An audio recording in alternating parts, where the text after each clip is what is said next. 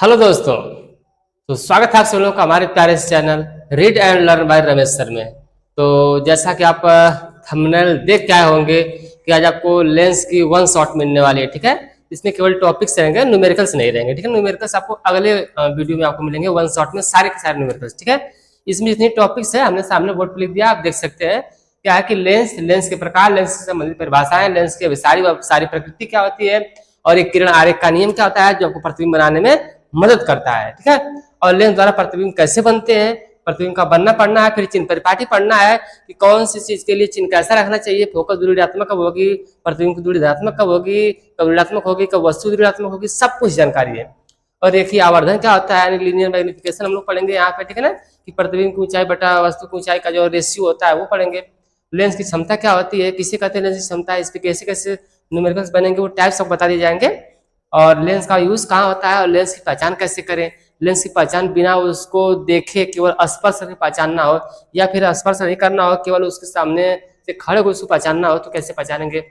दोनों तरीके होते हैं लेंस की पहचान के, तो हम सारी डिटेल्स इस वीडियो में देखेंगे। ठीक है, हालांकि वन शॉट वीडियो है तो एक चीज को एक बार ही बताई जाएगी, आपको विशेष रूप से ध्यान देना है।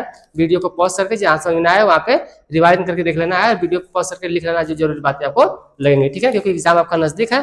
तो आइए हम लोग बिना टाइम वेस्ट करें आपका सिलेबस शुरू करते हैं। ठीक है, तो देख सकते हैं लेंस हमने टॉपिक लगा दिया है। लेंस हल्का यहाँ से शाइनिंग होगी, चमक रहा होगा हल्का सा, लेंस है। ठीक है ना, तो लेंस किसे कहते हैं तो लेंस किसे कहते हैं कि कांच के दो गोलों से घिरे हुए पारदर्शी माध्यम को लेंस कहते हैं। सिंपल सी डेफिनेशन है कि कांच के दो गोलों से घिरे हुए पारदर्शी माध्यम को लेंस कहते हैं। ठीक है, हम लिखेंगे कम, बोलेंगे ज्यादा। तो आपको अगर लिखना है तो आप वीडियो को स्लो करके देख लीजिएगा और जो जो हम बोले उसको लिख लीजिएगा डेफिनेशन। ठीक है ना, हमने क्या कहा, लेंस किसे कहते हैं, कांच के दो गोलों से घिरे हुए पारदर्शी माध्यम को लेंस कहते हैं। इसमें दो गोले होने चाहिए, लेंस में कितने गोले होने चाहिए, दो गोले होने चाहिए। ठीक है ना, तो कांच के दो गोलों से घिरे हुए पारदर्शी माध्यम को क्या कहते हैं बच्चों, लेंस कहते हैं। तो इसलिए लेंस की डेफिनेशन तो रहने देते हैं, हमने बोल दिया आपको। ठीक है, अब आते हैं लेंस के टाइप्स पे, लेंस के प्रकार। दूसरी टॉपिक देखिए हमारी क्या है, लेंस के प्रकार है। तो उसको हम लोग शुरू करते हैं कि लेंस के प्रकार क्या क्या है। तो यहाँ पे हम लगाते हैं टॉपिक कि लेंस के प्रकार, लेंस के प्रकार टाइप्स ऑफ लेंस क्या होते हैं।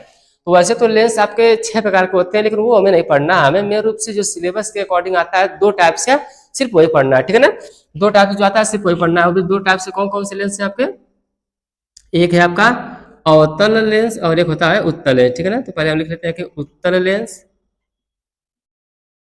और दूसरा होता है आपका अवतल लेंस।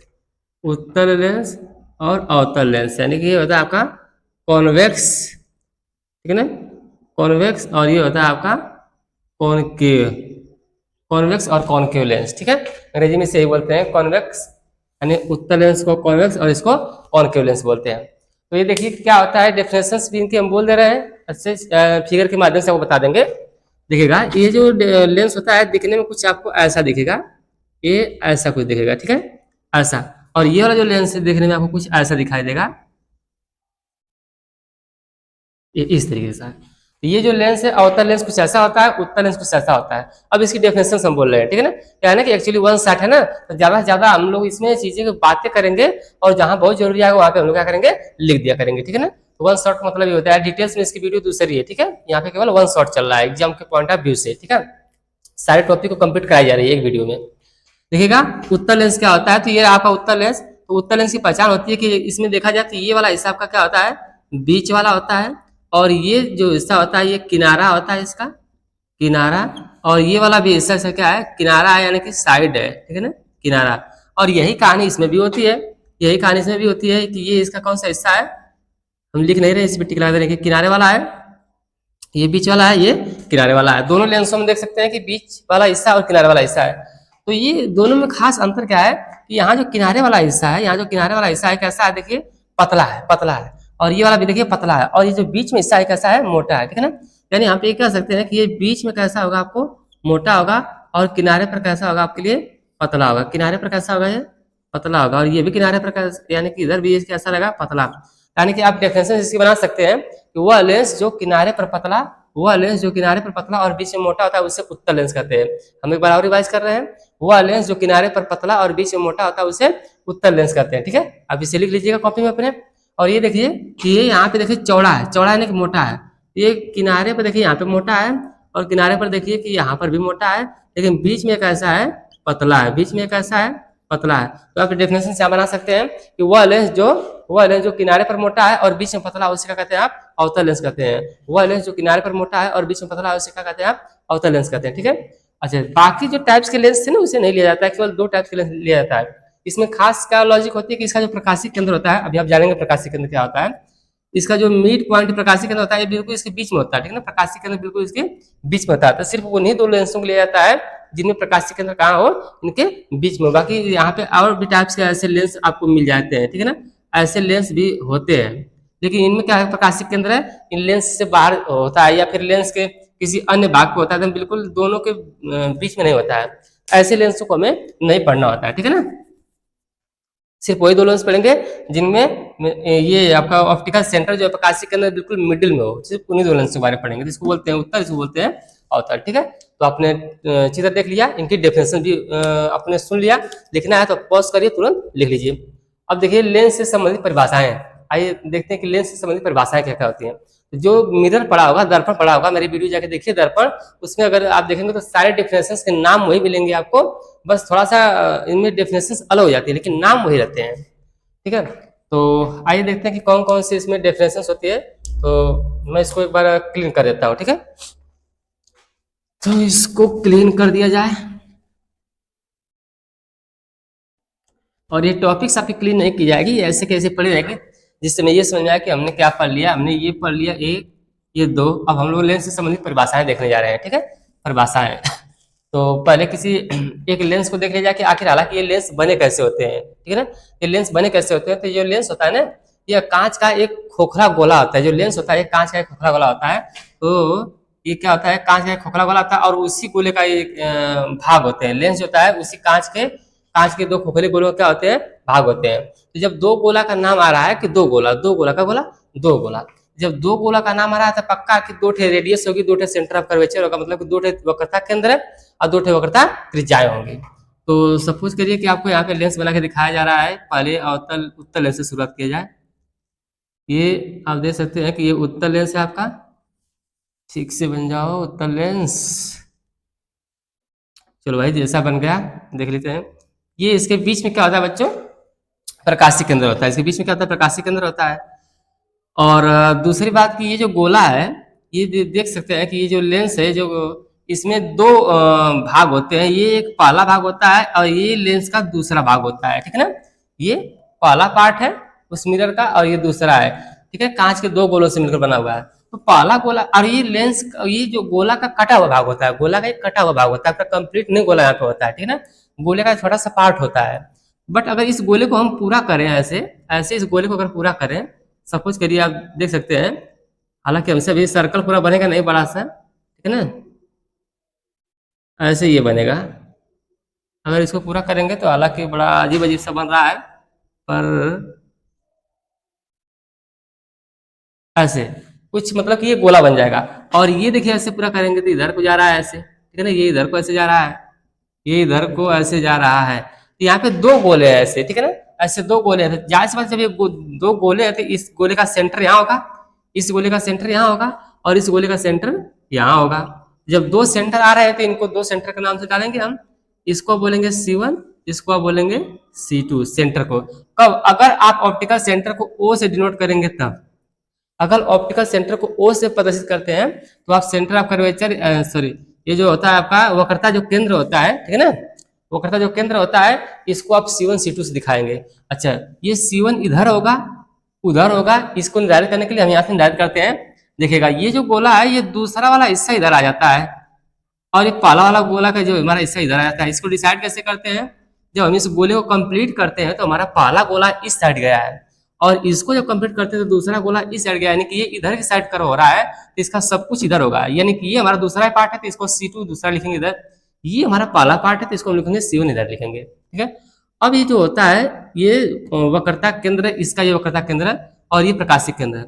तो वक्रता केंद्र और प्रकाशिक केंद्र को मिलाने वाली जो काल्पनिक रेखा होती है बच्चों, ये काल्पनिक रेखा होती है, इसको हम बोलते हैं प्रिंसिपल एक्सिस, मतलब कि मुख्य अक्ष बोलते हैं। क्या बोलते हैं, इसको हम बोलते हैं मुख्य अक्ष बोलते हैं, ठीक है, इसको हम मुख्य अक्ष बोलते हैं। अब दूसरी बात कि जब 2 गोला है, 2 गोला है तो दो ठे इसका क्या होना चाहिए था, रेडियस ऑफ कर्वेचर भी होना चाहिए था, यानी वक्रता त्रिज्याएं भी होनी चाहिए थी। तो यहाँ देख सकते हैं कि यहाँ से लेकर के आपको प्रकाशिक केंद्र जो होता है यहाँ तक, ये बीच में आपका हो जाएगा क्या, R1, और यही बात इसके लिए भी लागू हो जाएगी कि यहाँ से लेके यहाँ तक ये हो जाएगा आपका R2, ठीक है ना, वक्रता त्रिज्या इसमें दो हो जाएंगी।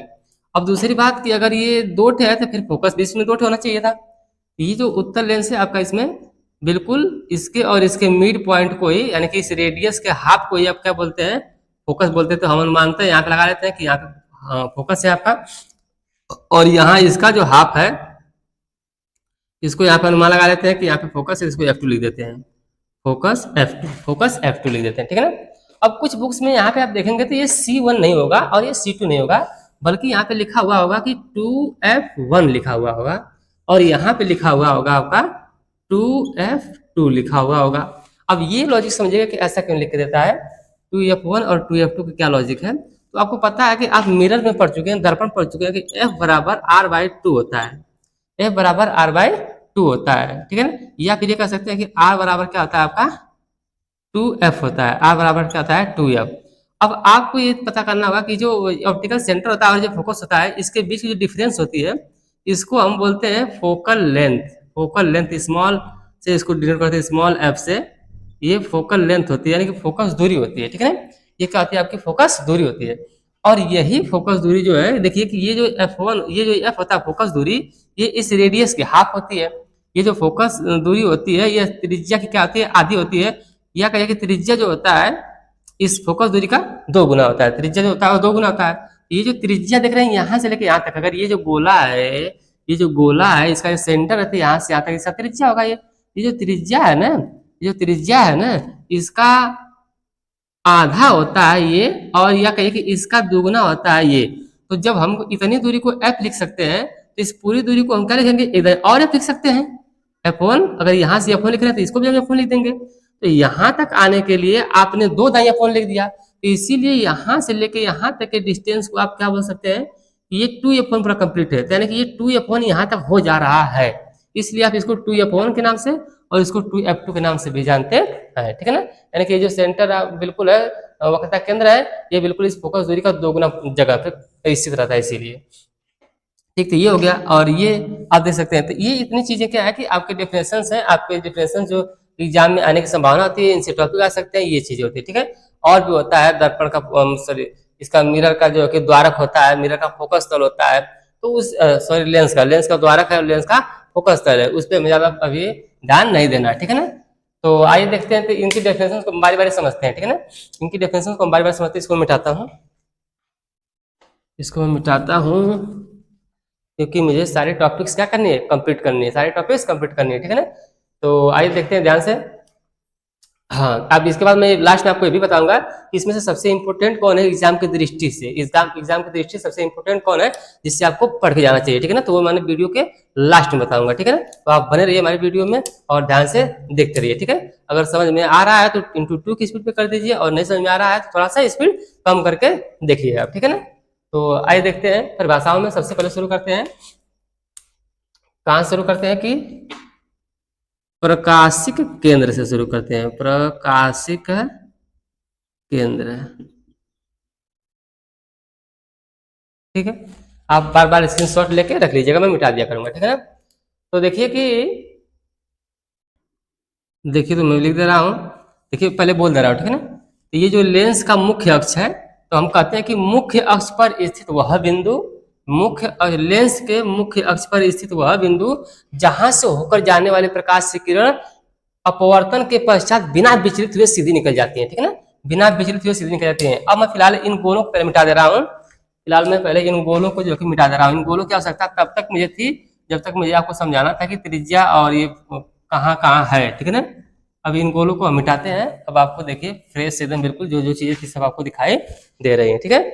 तो इस मुख्य अक्ष के ऊपर वह बिंदु जहां से होकर जाने वाली प्रकाश की किरण अगर अपवर्तन हो रहा है, जनरली हम क्या जानते हैं, जनरली हम ये जानते हैं कि कोई भी लाइट जो होती है जब एक मीडियम से तो किसी दूसरे मीडियम में जाती है तो वह अपने रास्ते से भटक जाती है, थोड़ा सा विचलित जाती है, तो इसी घटना को हम कहते हैं प्रकाश का अपवर्तन। ये अपवर्तन वाली घटना में है, ठीक है। तो आप ये देख सकते हैं कि जो लेंस है ये एक कांच का बना हुआ है, और कांच का बना हुआ तो ये इसके अंदर ये सघन माध्यम है, और इसके बाहर जब एयर है तो मतलब विरल माध्यम है। जब यहाँ से प्रकाश विरल माध्यम से सघन माध्यम में जाएगी तो एक मीडियम से दूसरे मीडियम में प्रवेश करेगी, और जब करेगी तो यहाँ पे क्या होगा, अपवर्तन होगा, और अपवर्तन में ये रूल्स है कि वो अपने रास्ते से थोड़ा सा भटक जाती है।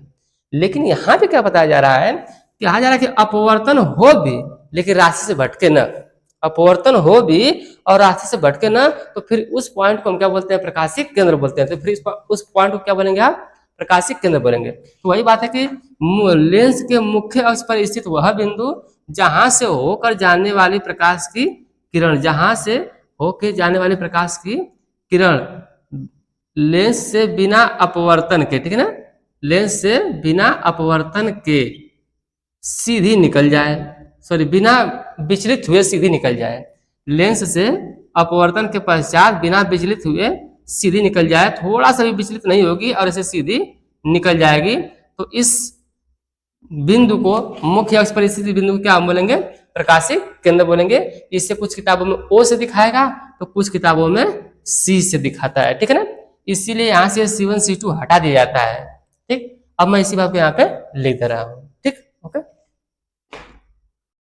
तो देख सकते हैं प्रकाशिक केंद्र हमने लिख दिया कि लेंस के मुख्य अक्ष पर स्थित वह बिंदु जहां से होकर आने वाली प्रकाशिक किरण अपवर्तन के पश्चात बिना विचलित हुए सीधी निकल जा रही है, उस बिंदु को हम क्या बोलेंगे, प्रकाशिक केंद्र बोलेंगे, ठीक है। अब इसको आप नोट करिए, स्क्रीनशॉट लेकर के हम इसको मिटा के अलग पढ़ाते हैं आपको वक्रता केंद्र क्या होता है, ठीक है, और फिर उसके बाद वक्रता त्रिज्या क्या होती है, इसको आप नोट कर लीजिए। तो आपने लिख लिया होगा, ठीक है। अब देखते हैं दूसरा टॉपिक है हमारा वक्रता केंद्र और वक्रता त्रिज्या क्या होती है। तो ये रहा आपका वक्रता केंद्र, ये वाली पॉइंट है, यहाँ से लेके यहाँ तक ये जो पॉइंट है ये वक्रता केंद्र होता है, ठीक है। इसको हम बोलते हैं वक्रता केंद्र, और यहाँ से लेके यहाँ तक की जो डिस्टेंस है उसको हम बोलते हैं वक्रता त्रिज्या, यानी कि इसको हम आर से डिनोट करते हैं, इसको हम आर से डिनोट करते हैं, ठीक है। अब देखिएगा कि ये वक्रता केंद्र क्या होता है।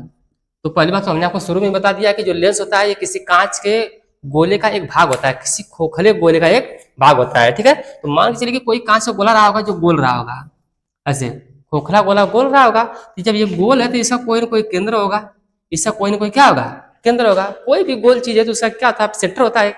तो जिस गोले का ये पार्ट है, जिस गोले का ये हिस्सा है, उनका एक केंद्र रहा होगा, और जो उस गोले का केंद्र रहा होगा वही केंद्र इनका भी होगा। जैसे कि मान लीजिए कि ये एक लेंस है, एक गोला है, अब यहाँ से हम इसमें से इतना हिस्सा काट लेते हैं, अगर ये हिस्सा काट के निकाल लें तो ये एक हिस्सा बन गया ना, ये इतना से इस तरह से। अब ये छोटा सा काट के निकालोगे, फिर भी अगर इस हिस्से को तुम गोल करोगे, ऐसे फिर से गोल करोगे, फिर से गोल करोगे, तो इस गोल करते हुए उतना ही बड़ा होगा जितना बड़ा शुरू में गोला रहा होगा, ठीक है ना। आप इस गोले का छोटा सा पार्ट काट लीजिए, ये हिस्सा काट लीजिए, ऐसे बस इतना आपके पास है, और आपसे कहा जाए कि इसको आप संपूर्ण गोल करिए। जब इसको आप संपूर्ण गोल करेंगे तो ये उतना ही बड़ा गोला बनेगा जितना बड़ा कि जिससे कि ये निकाला गया है। अगर इस गोले से निकाला गया तो ये फिर से गोल बनाएंगे तो उतना ही बड़ा गोला बनेगा जितना बड़ा कि ये था। तो इस हिसाब से जब ये उतना ही बड़ा गोला बनेगा जितना बड़ा पहले ये इसका था, इस हिसाब से जो इसका सेंटर होगा वो इसका सेंटर भी होगा। तो हम नॉर्मली क्या कहेंगे कि अवतल लेंस और उत्तल लेंस जिस कांच के खोखले गोले का भाग है, उन खोखले गोले की केंद्र को ही क्या बोलेंगे, इन अवतल और उत्तल लेंसों की वक्रता केंद्र बोलेंगे, ठीक है। हमने क्या कहा कि अवतल और उत्तल लेंस कांच के जिस खोखले गोले का भाग है, उस खोखले गोले के केंद्र को इन लेंसों का वक्रता केंद्र कहते हैं, ठीक, क्लियर। अब देखिए वक्रता त्रिज्या। अब हमने क्या कहा कि ये जो ये गोली पृष्ठ हमने यहाँ पे लिया है कि दो गोली पृष्ठ होते हैं, एक यह और एक यह। तो वहां से मान लीजिए अगर ये एक गोली पृष्ठ होता तो यह जिस लेंस से काटा गया है अगर इसे बड़ा करेंगे तो ये उतना ही बड़ा गोला बनेगा। तब तो इस हिसाब से जो इस गोले की त्रिज्या होगी वही इन लेंसों को बड़ा करने से, गोला करने से वही त्रिज्या इसकी भी आएगी। यानी कि साफ स्पष्ट बात हम ये कहना चाहते हैं कि अवतल लेंस हो या उत्तल लेंस हो, यह जिन गोलों के से बने हैं, जिन गोलों के ये भाग है, उन गोलों के त्रिज्याओं को ही इन लेंसों की त्रिज्या कहते हैं, ठीक है। अब इसी बात को मैं क्या कर रहा हूँ, लिख दे रहा हूँ आपको, ये क्लियर समझाने के लिए समझाते गया। अब मैं इसको नोट कर दे रहा हूँ यहाँ पे, ठीक है। तब तक आप स्क्रीनशॉट ले लीजिएगा। तो आप देख सकते हैं कि क्या है वक्रता केंद्र किसे कहते हैं, ठीक है। वक्रता केंद्र देखिए हमने जो बोला था बिल्कुल वही कि उत्तल और अवतल लेंस गोली पृष्ठ के जिस खोखले गोले का भाग होते हैं उस गोले के केंद्र को ही इनका लेंस का केंद्र कहेंगे, और ये जिस गोले का भाग होते हैं उस गोले की त्रिज्या को ही इन लेंसों की त्रिज्या कहते हैं, ठीक है ना। सिंपल सी डिफरेंस है। अब आइए देखते हैं कि ये मुख्य अक्ष क्या होता है। तो मैं इसको लिखूंगा नहीं, बस मैं इसको बता दे रहा हूँ, ठीक है। तो आप कह सकते हैं कि देखिए दोनों गोलीय पृष्ठों, ठीक है ना, के जो केंद्र होते हैं C1 और C2 या 2F1 और 2F2, ठीक है ना। तो इन लेंसों के केंद्रों को, इन लेंसों के, देखिए इन लेंसों के गोलीय पृष्ठों, ठीक है ना, इन लेंसों के गोलीय पृष्ठों के जो केंद्र होते हैं, यानी कि ये इसको ऐसे गोल करेंगे तो इसका अपना एक केंद्र होगा, इसको ऐसे गोल करेंगे तो इसका अपना एक केंद्र होगा। तो इन लेंसों के गोलीय पृष्ठों के जो केंद्र होते हैं उन केंद्रों को मिलाने वाली काल्पनिक रेखा को ही क्या कहते हैं, प्रिंसिपल एक्सिस यानी मुख्य अक्ष कहते हैं, ठीक है ना। ये डिफिनेशन से एक बार और सुन लीजिएगा, लिख लीजिएगा कि इन लेंसों के गोलीय पृष्ठों के केंद्र को मिलाने वाले काल्पनिक रेखा को क्या बोलते हैं, लेंस का प्रकाशिक केंद्र बोलते हैं, ठीक। अब ये बातें खत्म होती हैं। अब हम बात करते हैं, आइए फोकस से बात करते हैं। ये बहुत ही इंपॉर्टेंट टॉपिक है। इसमें यानी कि गोली दर्पण से संबंधित जो गोली लेंसों से संबंधित जो परिभाषाएं होती हैं, अगर हम कहीं लेंस की जगह दर्पण कर दिए होंगे तो उसके लिए सॉरी, ठीक है। इन गोली लेंसों से संबंधित जितनी भी परिभाषाएं होती है, इसमें से जो सबसे मेन टॉपिक होती है वो होता है इसका फोकस, ठीक है ना, जिससे क्वेश्चन बन सकते हैं। वो होता है इसका मेन टॉपिक फोकस, जिससे कि क्वेश्चन बन सकते हैं। तो इसको आप नोट करिए। तो आइए देखते हैं फोकस, ठीक है ना। तो देखिए शुरू करते हैं फोकस। तो हमने इस बार दोनों लेंस बना दिए हैं, पारल लेंस मिटा के, ताकि आप दोनों पर ध्यान दें, क्योंकि आप ये सोचेंगे कि सर केवल एक ही फिगर बना रहे हैं, तो नहीं। देखिए हमने दोनों बनाया है, यहाँ से लाइन खींच दी हमने, इधर आपका उत्तर लेंस है, उधर आपका अवतल लेंस है। उत्तर लेंस का उल्टा होता है अवतल लेंस। अगर इसमें आपका F1 इधर है तो इसमें आपका F1 उस साइड पड़ेगा, अगर इसमें F2 दूसरे साइड है तो इसका F2 पहले साइड होगा, ठीक है ना। यानी कि सब कुछ इसका उल्टा होता है, ठीक है। तो अगर इसमें वास्तविक प्रतिबिंब बनता है तो उसमें आभासी प्रतिबिंब बनता है, यही बात सही है, ठीक है ना।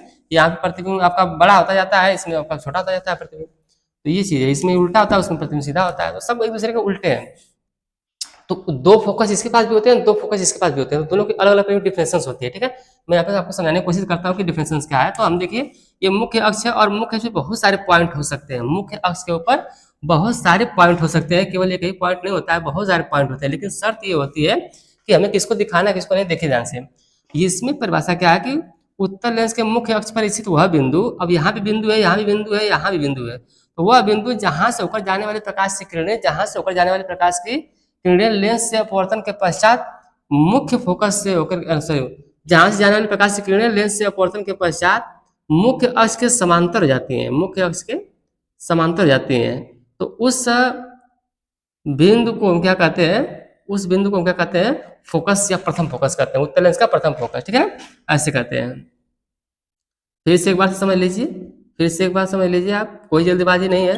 कहा गया ये है कि उत्तर लेंस के मुख्य अक्ष पर स्थित वह बिंदु जहां से होकर जाने वाली प्रकाश की किरणें लेंस से अपवर्तन के पश्चात इस लेंस के मुख्य अक्ष के बिल्कुल पैरेलल यानी समांतर होकर जाती हैं, तो लेंस पर स्थित वह बिंदु क्या कहलाएगा, आपका प्रथम फोकस कहलाएगा। लेंस पर स्थित बिंदु क्या कहलाएगा, आपका प्रथम फोकस कहलाएगा। और यहाँ पे देखिए इसी का ठीक अपोजिट है, ये कहा जाता है कि अवतल लेंस के मुख्य अक्ष पर वह बिंदु, अवतल लेंस के मुख्य अक्ष पर स्थित वह बिंदु जिसकी ओर जाती हुई प्रकाश की किरणें, जिसकी ओर जाती हुई प्रकाश की किरणें, ये देखिए हमने यहाँ से दो किरणें बना दिया। अब दो बनाइए या ज्यादा बनाइए, आपके ऊपर डिपेंड करता है, लेकिन कम से कम दो बनाइए, ठीक है ना। ले लीजिए, हमने दो बना दिए, ठीक है। इसमें क्या डेफिनेशन है बाबू, इसमें क्या डेफिनेशन है, इसमें की डेफिनेशन ये है, देखिए यार यहाँ पे एरो का निशान ध्यान दीजिएगा, ये एरो का निशान ध्यान दीजिए आप, यहाँ पे एरो का निशान, ठीक है।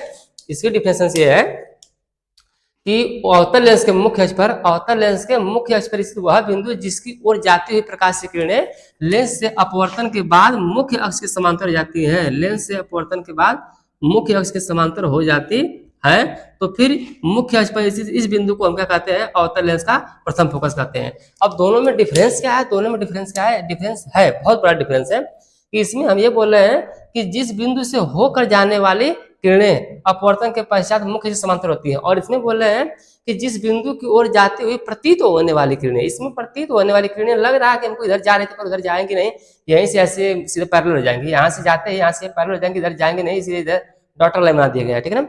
दोनों में डिफरेंस बिल्कुल है, तो इससे हम क्या कहते हैं, इस बिंदु को हम कहेंगे आपका प्रथम फोकस। तो हमने प्रथम फोकस आपको बना के दिखाया, और यहीं पे प्रथम फोकस की डिफरेंस भी लिख रहे हैं, आप स्क्रीनशॉट ले लीजिएगा। फिर इसके बाद देखते हैं द्वितीय फोकस, ठीक है।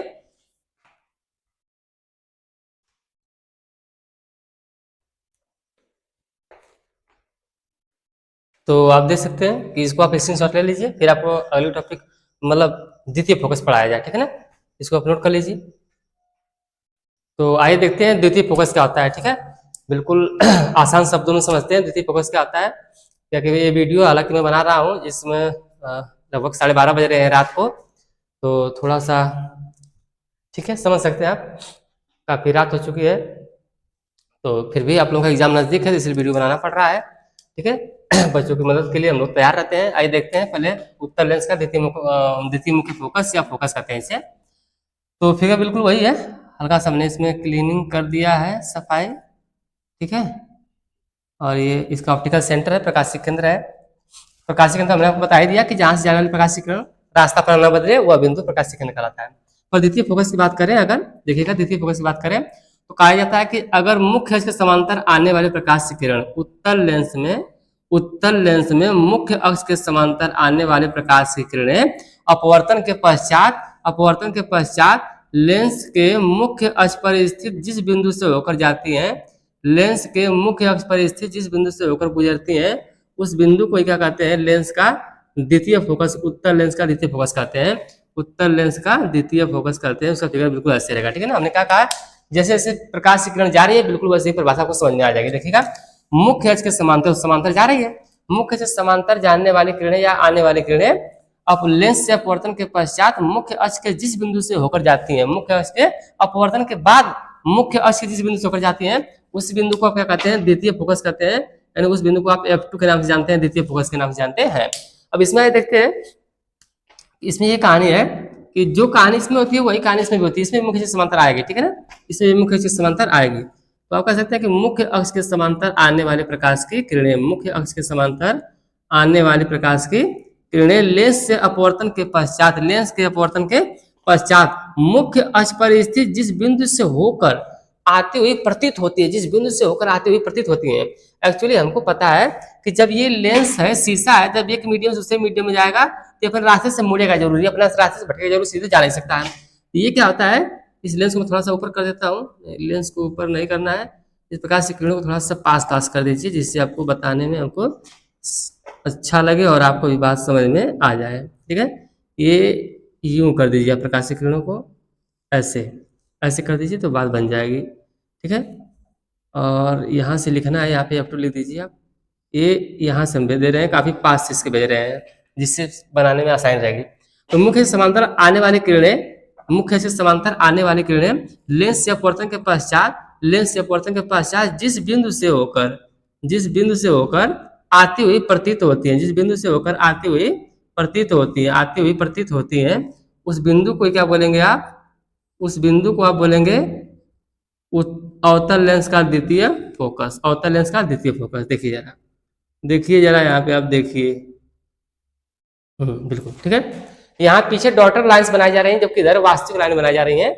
इसका क्या अर्थ है, ध्यान दीजिएगा क्या अर्थ है इसका। तो देखिए इसमें क्या है कि मुख्य से समांतर जाने वाली किरणें लेंस से अपवर्तन के पश्चात, देखिए अब इस वाले फोकस से इसका कोई संबंध नहीं रहा, लेंस से फोकस के पश्चात एक्चुअली ये मुड़ जाती है, ऐसे फैल जाती है, ठीक है ना। जब फैल जाएंगे तो इस पे तो आएंगे नहीं, तो इसको हम पीछे के साइड थोड़ा सा बढ़ाएंगे तो हमको पता चलेगा कि ये तो फोकस की इस पॉइंट से आ रही है, ये तो इस पॉइंट से जा रही है ऐसे ना, इस पॉइंट से जा रही है ऐसे, ठीक है। तो आप ये कह सकते हैं कि अवतल लेंस में मुख्य अक्ष के समांतर आने वाली प्रकाश की किरणें लेंस से अपवर्तन के पश्चात मुख्य अक्ष पर स्थित जिस बिंदु से आती हुई हमको प्रतीत हो रही हैं, उस बिंदु को हम कहते हैं द्वितीय फोकस, यानी कि F2 के नाम जानते हैं, यानी कि इसको F2 के नाम से जानते हैं, आप द्वितीय फोकस नाम जानते हैं। अब इसी बात को हम यहाँ पे क्या कर रहे हैं, लिख रहे हैं, आप इसको स्क्रीनशॉट ले लीजिएगा, ठीक है।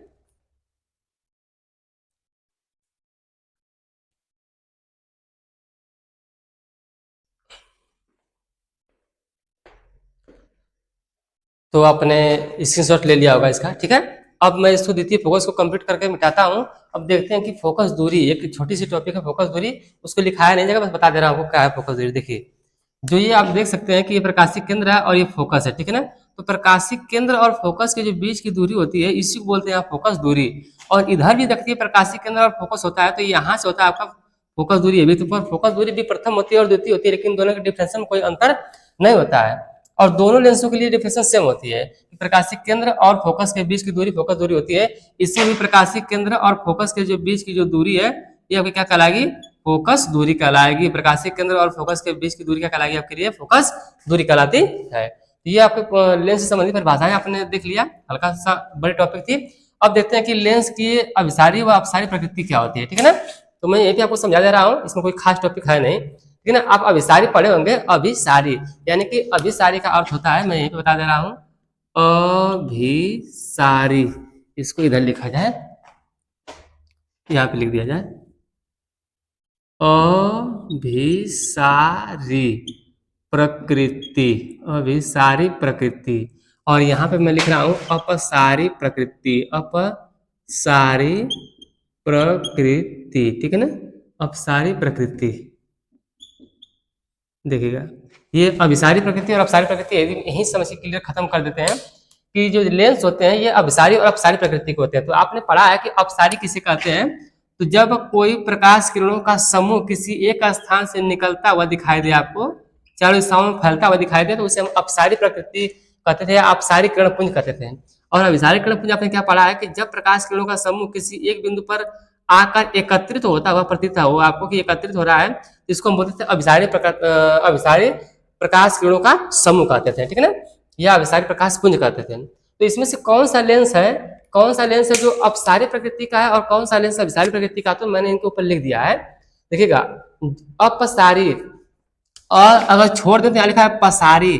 पसारी मतलब क्या होता है बच्चों? फैलना। पसारी मतलब फैलना। यहाँ पे अगर चमक रहा होगा तो समझ लीजिएगा पसारी का अर्थ है फैलना, यानी कि जो प्रकाश की किरण, जो लेंस किरणों को फैला रहा होगा वो कौन सा कहलाएगा? अपसारी प्रकृति का, और जो बिटोर रहा होगा क्या कहलाएगा? अभिसारी प्रकृति का कहलाएगा। जरा यहाँ पे देखिए, ये ऐसे जा रही थी, ऐसे पास होना था, पर इधर देखिए सिकुड़ गई, यानी बिटुर गई, यानी ये बिटुरने का काम कर रहा है। यहाँ देखिए अभिसारी का अर्थ होता है कि चारों दिशाओं से आके किसी एक स्थान पे बिटुर जाना। तो ये देखिए बिटूरने का काम कर रहा है, प्रकाश किरणों को बिटोर दे रहा है, मोड़ दे रहा है, ये अभिसारी प्रकृति का है। और यहाँ देखिए कि ये ऐसे जा रही थी, ये यूं फैल गई है, यानी कि ये कौन सा फैलाने का काम कर रहा है, प्रकाश किरणों को फैला रहा है। ये कौन सी प्रकृति का होगा? फिर अपसारी प्रकृति का होगा। ये प्रकाश किरणों को फैला रहा है तो अपसारी प्रकृति का होगा। और जब फैला रहा है तो पक्का कि इसमें किरणें मिल नहीं सकती हैं, जो वास्तविक किरणें हैं ये मिल नहीं सकती हैं, इसीलिए इसमें आभासी प्रतिबिंब बनेगा, अवास्तविक प्रतिबिंब नहीं बनेगा। और यहाँ बिटोर रहा है तो बिटोरने के बाद मिल रही है तो पक्का कि इसमें वास्तविक प्रतिबिंब बनेगा, ठीक है ना। ये अभिसारी अपसारी प्रकृति आपने यहीं पे निपटा दिया, इसमें कोई लॉजिक खास नहीं था, ठीक है ना। अच्छा, लेंसों का काम ही होता है प्रकाश किरणों को मोड़ना, चाहे वो अंदर की तरफ मोड़े चाहे बाहर की तरफ मोड़े, ठीक है। अच्छा, अब देखते हैं किरण आरेख का नियम क्या होता है, ठीक है ना, फिर आपको समझ में आएगा कि प्रतिबिंब कैसे बनाना है। तो इसको मैं क्लीन करता हूँ, फिर मैं किरण आरेख का आपको नियम बताता हूँ, ठीक। तो आइए देखते हैं किरण आरेख का नियम। तो मैं यहाँ पे हल्का से लिख दे रहा हूँ कि किरण आरेख का नियम, ठीक है ना। ये डेफिनेशन हमने अपनी तरफ से बनाई है, ऐसे किरण आरेख का नियम लिख दिया गया है। यहाँ आपको कोई लिखा हुआ मिलेगा नहीं बुक्स में, किरण आरेख का नियम ऐसे नहीं मिलेगा। किरण आरेख का नियम अवतल लेंस के लिए भी और उत्तल लेंस के लिए, दोनों के लिए, ठीक है ना। तो मैं छोटा छोटा फिगर्स बनाऊंगा और फिगर्स के माध्यम से आपको बता दूंगा। डेफिनेशन लिखवाऊंगा, डेफिनेशन लिखवाऊंगा नहीं, बिल्कुल नहीं। तो यहाँ देखिए कि ये पहला मैंने बनाया उत्तल लेंस, इसका ये रहा मुख्य अक्ष, और यहाँ पे मैं एक फोकस, ये प्रथम फोकस मैंने F1 मान लिया, ठीक है ना। यहाँ पे दिखाई दे रहा होगा आपको, मैं भी दिखाई दे रहा हूँ, हो ही सकता है। तो कहा जाता है कि अगर फोकस से प्रकाश की किरण जाएगी, फोकस से प्रकाश की किरण जाएगी तो ये मुख्य से समांतर हो जाएगी, यही किरण का नियम है। किरण आरेख का जो फर्स्ट रूल्स है कि अगर कोई प्रकाश की किरण फोकस से होकर जा रही है तो अपवर्तन के पश्चात कहां से जानी चाहिए थी? वो कहां से जानी चाहिए थी? वो मुख्य अक्ष के समांतर। इसका रूल्स क्या है जरा देखिएगा। ये मैं एक अवतल लेंस बना रहा हूं, काफी छोटे छोटे बना रहा हूं, ये इसका मुख्य अक्ष है, और यहाँ पे हम मान लेते हैं कि यहाँ पे था ना इसका फोकस, ऐसे ये रहा आपका।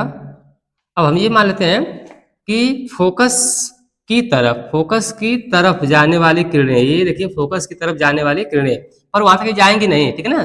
फोकस इसीलिए यहाँ पे वास्तविक लाइन इतना तो रही, डाटर लाइन है। फोकस की तरफ जाने वाली किरणें अवतल लेंस में फोकस की तरफ जाने वाली किरणें क्या हो जाएंगी? मुख्य अक्ष के समांतर हो जाएंगी अपवर्तन के पश्चात। ऐसा ये रूल्स है, ये रूल्स बिल्कुल इससे मैच करेगा, ठीक है ना। अवतल लेंस में फोकस की तरफ जाने वाली किरणें अपवर्तन के पश्चात इस मुख्य अक्ष पे आ जाएंगी, समांतर हो जाएंगी, ये इसका पहला रूल्स है। अच्छा, दूसरा रूल्स देखिएगा, इसका दूसरा रूल्स इसका क्या है? यहाँ पे हमने बनाया है इसके लेंस को, ये मुख्य अक्ष है इसका, ठीक है। और ये है कि मुख्य अक्ष के समांतर, ये देखिए मुख्य से समांतर आ रही है। मुख्य अक्ष से समांतर आने वाली जो प्रकाश की किरण है वो क्या होगी कि अपवर्तन के पश्चात आपके यहाँ जो द्वितीय फोकस है, इस द्वितीय फोकस से होकर पास करती है, ठीक है। ये रूल से याद रखिएगा, ये रूल से याद रखिएगा कि मुख्य अक्ष से समांतर अगर कोई किरण आ रही है तो अपवर्तन के पश्चात द्वितीय फोकस से पास करेगी, और अगर प्रथम फोकस से कोई किरण आ रही है, प्रथम फोकस से कोई किरण आ रही है तो अपवर्तन के पास कैसे जाएगी, अपवर्तन के बाद जाएगी आपका पैरेलल जाएगी, ठीक है।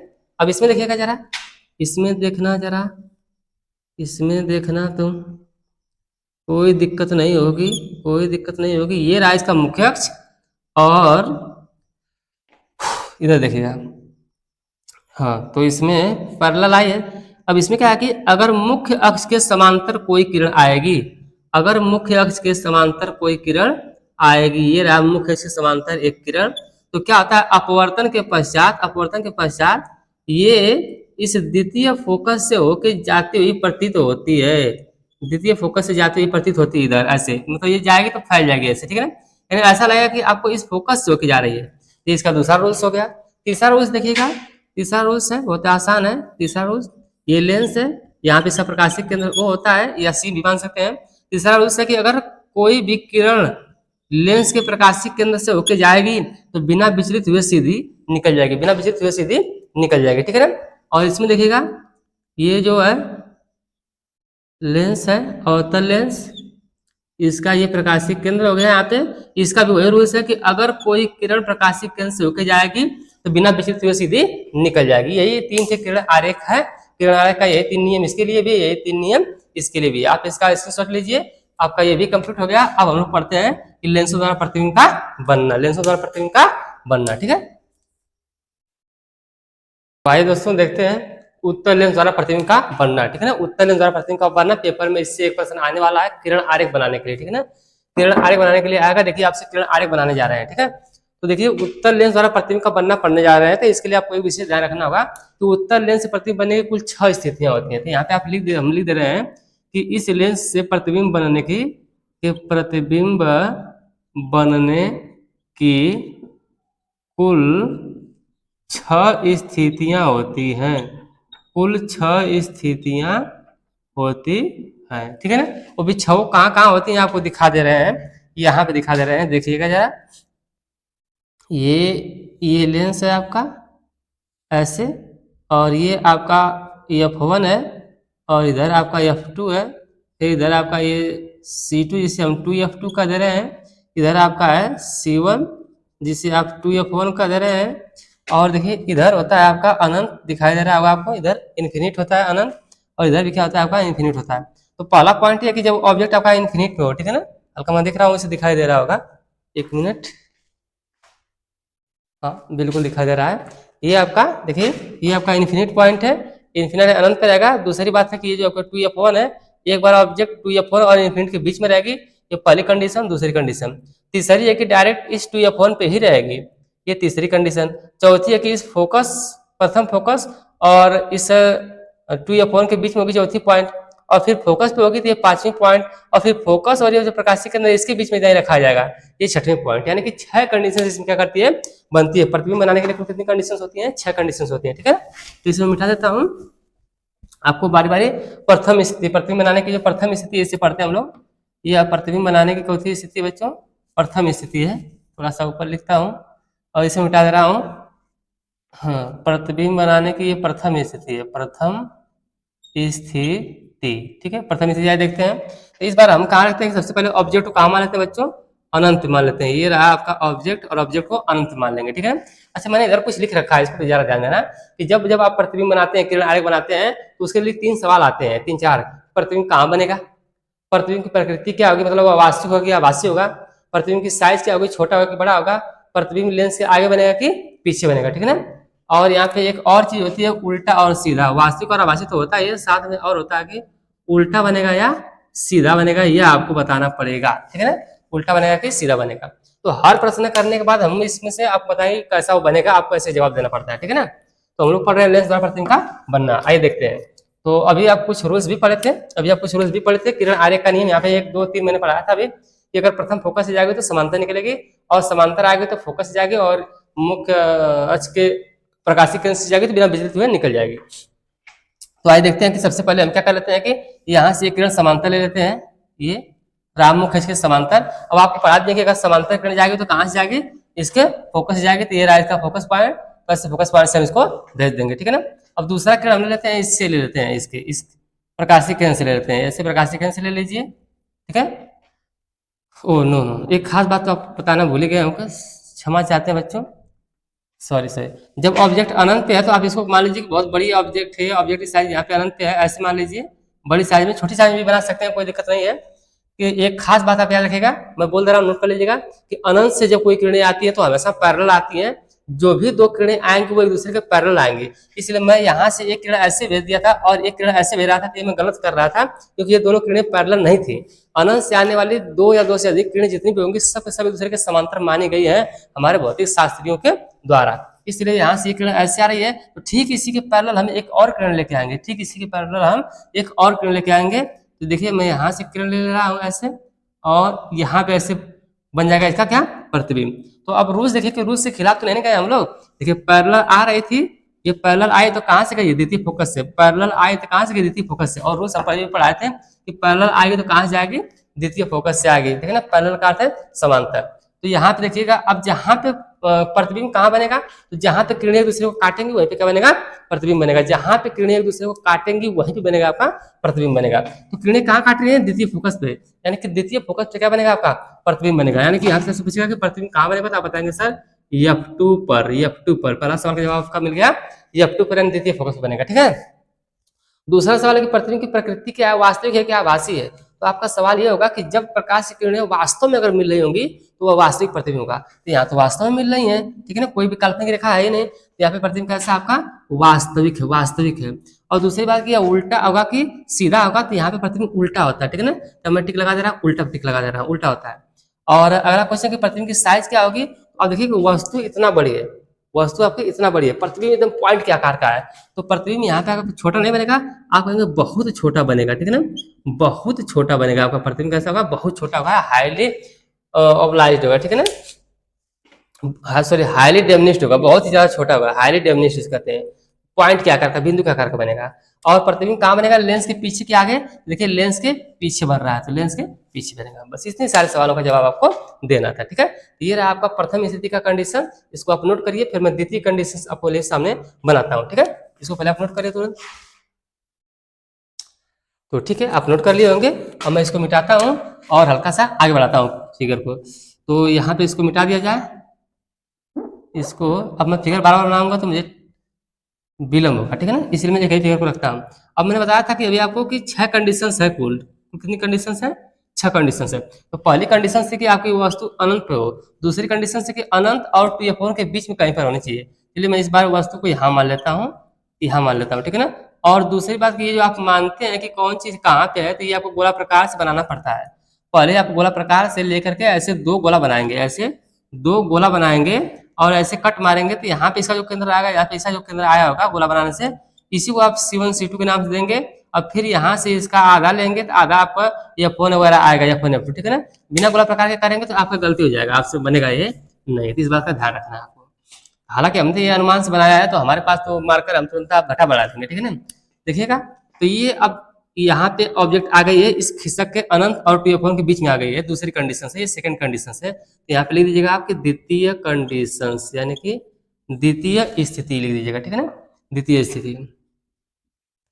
तो ये देखिएगा 2F1 और अनंत के बीच में है, ये मुख्य से समांतर हमने एक किरण यहाँ से भेज दिया। जब मुख्य से समांतर जाएगी तो ये कैसे जाएगी आपकी, इस फोकस होके कुछ इस प्रकार से जाएगी, ठीक है ना। अगर ये किरण सीधे नहीं रहेगी तो बहुत दिक्कत हो जाएगी, इसलिए आप इंची से खींचेंगे। हालांकि मुझसे मिस्टेक हो जाएगी तो मैं तो मिटा के बना दूंगा दोबारा, ठीक है ना, ऐसे। तो आप इंची से खींचेंगे, स्केल से खींचेंगे, आप ऐसे जा रही है। अब दूसरी किरण हम कहाँ से भेजें, अब हमें दोनों किरणें पैरेलल नहीं भेजनी है, क्योंकि केवल एक शर्त है कि अनंत से आती हुई किरणों को पैरेलल माना गया है, बाकी तो आप भेज सकते थे। यहाँ से मैं इसको अगर प्रकाशिक केंद्र से भेज दूंगा, इसके प्रकाशिक केंद्र से भेज दूंगा तो क्या होगा, तो आप अभी रूल्स पढ़े हैं कि अगर कभी भी किरण प्रकाशिक केंद्र से जाएगी तो बिना विचलित हुए सीधी निकल जाएगी, ठीक है ना, बिना विचलित हुए क्या करेगी, सीधी निकल जाएगी, ऐसे देखिएगा। बिना विचलित हुए सीधे निकल गए। अब प्रतिबिंब कहाँ बनेगा, तो मैं प्रतिबिंब के रूल्स बताया हूँ कि जहां पर किरणें एक दूसरे को काटेंगी वहीं प्रतिबिंब बनेगा। तो यहाँ पे किरणें दूसरे को कट कर रहे हैं, यहाँ पे प्रतिबिंब बन जाएगा, और यहाँ पे बिल्कुल ऐसा उल्टा प्रतिबिंब बनेगा। मतलब वस्तु में देखिए तीर ऊपर है, मुंह ऊपर है, यह वस्तु है, यह क्या है आपकी वस्तु है, और ये क्या आपका है प्रतिबिंब है, यह क्या है आपका प्रतिबिंब है, ठीक है ना, प्रतिबिंब है। तो ये देखिए प्रतिबिंब आपको उल्टा बना, लेकिन इसकी साइज देखिए कि वस्तु इतनी बढ़िया है, प्रतिबिंब छोटा हो गया, प्रतिबिंब छोटा हो गया, ठीक है ना, अभी प्रतिबिंब क्या है छोटा है, ठीक है, लेकिन पहले वाले तुलना में तो बढ़िया है, लेकिन अभी भी वस्तु से छोटा है। बस ये बन गया। अब इसके देखिए आंसर लिखते हैं, तो मैं इसको तो मिटाता हूँ। सो आप देख सकते हैं कि ये हमने कहाँ बना दिया, ये 2f2 इतना दूर बना दिया, ये यहाँ पे था ना, 2f2 तो यहाँ पे था, ठीक है, और ये आपका अनंत पॉइंट है इधर से। तो इस बार प्रतिबिंब कहाँ बना है, F2 और 2f2 के बीच में कहीं बना है, ठीक है ना, F2 और 2f2 के बीच में। तो आप यहाँ पे लिखेंगे कि F2 और 2f2 के बीच में बनेगा, ठीक है ना, ये इस बार आपका आंसर है। दूसरा सवाल का जवाब है कि ये कैसा है, प्रकृति कैसी है, वास्तविक है क्या आभासी, तो वास्तव में किरणें मिली तो इसकी वास्तविक है। प्रतिबिंब देखिए मुंह नीचे किया हुआ तो उल्टा ही रहेगा, रहने दीजिए। प्रतिबिंब की साइज अभी भी क्या है, वस्तु से छोटा, बहुत शब्द हटा दीजिए, बस वस्तु से क्या लगाएंगे आप, छोटा लगाएंगे ना, वस्तु भी बढ़िया है, प्रतिबिंब भी आपका क्या है थोड़ा सा छोटा है, और प्रतिबिंब लेंस के पीछे बना, लेंस के पीछे ही बनेगा, तो बाकी सब ऐसे ही रहने दीजिए, ठीक। अब इसको भी आप नोट करिए, फिर मैं तीसरी स्थिति बताता हूँ आपको, जल्दी नोट करिए। आइए देखते हैं तीसरी स्थिति, ठीक है, ओके, मैं पहले इसे हटाता हूँ यहाँ से। अब देख सकते हैं कोई इसमें धांधलीबाजी नहीं है, सब ऐसे के ऐसे ही है, ठीक। अब ये ऑब्जेक्ट को तीसरी कंडीशन आएगी कि डायरेक्ट इसके ऊपर ही रखा जाए, इसको डायरेक्ट इसके ऊपर ही रखा जाए। तो ये वाली किरण तो कहीं हिलने वाली नहीं है, मुख्य से समांतर हमने भेज दिया, द्वितीय फोकस से जाके रूल्स हमने पढ़ रखा है, मुख्य से समांतर द्वितीय फोकस होकर जाने वाली है। और अगला किरण हम लेते हैं यही इसके प्रकाशिक केंद्र से, ठीक है ना, सिर्फ इसी चित्र को बनाने में गोला प्रकार की जरूरत पड़ती नहीं, तो क्योंकि बार बार यही फिगर गलत होगा, अगर गलत होने की संभावना आएगी तो आपसे यही फिगर में गलती होने की संभावना आएगी, ठीक है ना। तो देख लीजिएगा थोड़ा सा विकिरण इधर उधर हुआ अगर, तो गलती होने की संभावनाएं हो सकती है आपसे, ऐसे। तो यहाँ पे देख सकते हैं कि ये बिल्कुल कट रहा है इसके सोझे एकदम, ठीक है ना, इसी के स्थिति में ये कट रहा है। तो आप देख सकते हैं कि अगर ऑब्जेक्ट आपकी वस्तु आपकी कहाँ रखी गई है, 2f1 पर रखी गई है, तो इसका प्रतिबिंब भी कहाँ बन रहा है, 2f2 पे बन रहा है। अगर ऑब्जेक्ट इस पे है तो ये प्रतिबिंब भी कहाँ बन रहा है आपका 2f2 पर बन रहा है, यानी कि ये इसका केंद्र था और इधर ये इसका केंद्र था, यानी कि इस केंद्र पर रखेंगे तो उस केंद्र पर जाकर क्या करेगी, बन जाएगी, ठीक है ना। इस केंद्र पे इसको रखेंगे तो इसी केंद्र पे जाकर आपको मिल जाती है, इसी केंद्र पे आपको आके मिल जाती है। इसमें बहुत सारे किरण निकाल रहे हैं हम लोग, गलत कर रहे हैं, हाँ ये बिल्कुल ठीक है। तो अब देखिए क्या प्रतिबिंब कहाँ बना है, लिखना पड़ेगा आपको, तो तीसरी कंडीशन है, तो मैं यहाँ पे सॉरी लिख देता हूँ कि तृतीय स्थिति, आप समझ लीजिएगा, यहाँ है तृतीय स्थिति है। तृतीय स्थिति में इस बार प्रतिबिंब कहाँ बना है, 2f2 पर बनेगा, तो इस बार प्रतिबिंब आपका बनेगा, इस बार आपका प्रतिबिंब बनेगा 2f2 पर बनेगा। प्रतिबिंब की प्रकृति कैसी है, वास्तविक उल्टा है, तो अभी तो वास्तविक किरणें मिल रही है, तो वास्तविक बनेगा। और देखिए मुंह नीचे इसका प्रतिबिंब का तो उल्टा बनेगा। साइज क्या होगी, तो यहाँ पे छोटा बड़ा नहीं रहेगा, इस बार साइज रहेगी वस्तु के बराबर आकार की बनेगी, ठीक है ना। आपको देखने से भी लग रहा होगा कि वस्तु के बराबर है, ठीक है ना, इसकी साइज क्या है, वस्तु के बराबर है, साइज क्या वस्तु बराबर है, और अभी भी लेंस के पीछे, अभी भी लेंस के पीछे है, ठीक है। तो इस बात का ध्यान दीजिए। अच्छा एक मिनट, हाँ बिल्कुल सब सही है, कैमरे में आ रहा है, ओके। देखिए अब आते हैं, देखते हैं चौथी कंडीशन क्या है, ठीक है। तो चौथी कंडीशन यानी कि चौथी स्थिति, चौथी स्थिति देखने के लिए आपको ये समझना पड़ेगा। चौथी स्थिति देखने के लिए हाथ भी काले हो जा रहे हैं, ये मैं इसे मिटा देता हूँ, ये हाँ ये आपकी चौथी स्थिति के लिए इसको मिटाना पड़ेगा आपको, ठीक। और चौथी स्थिति क्या कहलाएगी कि इसके इस 2f1 और इस फोकस f1 के बीच में कहीं ऑब्जेक्ट आएगी, बीच में कहीं ऑब्जेक्ट आएगी, बीच में कहीं ऑब्जेक्ट आएगी, ऐसे इस प्रकार से, ठीक है। पर देखते हैं ये वाली किरण तो रहने दीजिए ऐसे ही, इस बार फिर से आप भेज दीजिए प्रकाशिक केंद्र से ही, ठीक है ना। आप फिर से प्रकाशिक केंद्र से भी भेज सकते हैं, आप चाहे तो f1 से भी भेज सकते हैं, हमने इसका इस्तेमाल किया नहीं, जरूरत नहीं पड़ती है, क्या जरूरत है। तो आप ऐसे भेजेंगे, ये कुछ यूं यहाँ से देखिए, थोड़ा सा नीचे आएगी तो दिक्कत हो जाएगी, ऐसे ही जाने दीजिए इसको, जैसे जा रही है वैसे जाने दीजिए इसको, ये इसको जाने दीजिए ऐसे, और ये आपकी ऐसे जाएगी ये वाली, ठीक है ना। तो ये इसका लास्ट में जहाँ पे होता है अनंत, तो यहाँ पे मिल जा रही है, ये ऐसे मिल जा रही है यहाँ पे, तो यहाँ पे देखिए मिल गई, ठीक है। तो ऐसे ये मिल जाएगी, तो इसको ऐसे ऊपर करेंगे, देखेंगे यहाँ पे ये यूं रही आपकी, तो वस्तु से बहुत बड़ा प्रतिबिंब बन गया। ये जो प्रतिबिंब है वस्तु से बहुत बड़ा बन गया, ठीक है ना। बहुत बड़ा नहीं मतलब बड़ा बन गया, बहुत बड़ा नहीं कहेंगे, यहाँ पे कहेंगे बड़ा बन गया, ठीक है। तो आज देखते हैं इसको, लिखते हैं कि कैसे कैसे क्या हुआ है। प्रतिबिंब कहाँ बना है, तो ये 2F2 है और इसे लास्ट में अनंत होता है, ठीक है ना, लास्ट में अनंत होता है। तो आप कहेंगे कि 2F2 और अनंत के बीच में, 2F2 और अनंत के बीच में बना है। कैसा बना है, वास्तविक है। अभी तक तो वास्तविक किरण नहीं मिल रही है, तो वास्तविक है। देखिए प्रतिबिंब का मुंह नीचे है, यानी कि प्रतिबिंब अभी भी क्या है, उल्टा ही है। प्रतिबिंब क्या है, उल्टा है। प्रतिबिंब क्या है, उल्टा है। और साइज वस्तु के आकार की तो नहीं हो सकती है, साइज वस्तु के आकार की नहीं हो सकती है, तो वस्तु से बड़ा बनेगा, वस्तु से बड़ा बनेगा, ठीक है। और अभी भी लेंस के पीछे ही है, अभी भी लेंस के पीछे ही है। चौथी स्थिति हो गई। अब आइए देखते हैं पांचवी स्थिति, देखते हैं पांचवी स्थिति, देखते हैं जरा पांचवी स्थिति क्या कर रही है। इसमें से इसको मिटाते हैं हम, इसको मिटाया जाए, इसको भी क्यों रखा गया है यहाँ पे, हटाया जाए इसको। पांचवी स्थिति डायरेक्ट इसी पे बनेगी, आपके फोकस पॉइंट पे ही रखा जाएगा। इस बार ऑब्जेक्ट, इस बार ऑब्जेक्ट फोकस पॉइंट रखा जाएगा। ये तो पहली किरण तो ऐसे रहने दीजिए, ये तो ठीक है, अपनी जगह परफेक्ट है। अब दूसरी हम यहाँ से भेज देते हैं इस क्या है, प्रकाशीय किरण से, ठीक है ना।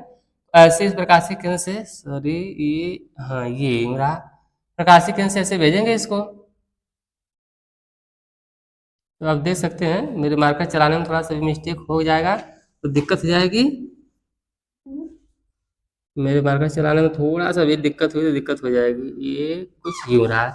अब आप थोड़ा सा कल्पना कीजिए कि ये जो पहली किरण आ रही है ये यहाँ से, और ये जो दूसरी किरण आ रही है वास्तव में लेंस के इस साइड तो है, लेकिन क्या आपको नहीं लग रहा कि ये दोनों समांतर आ रही हैं।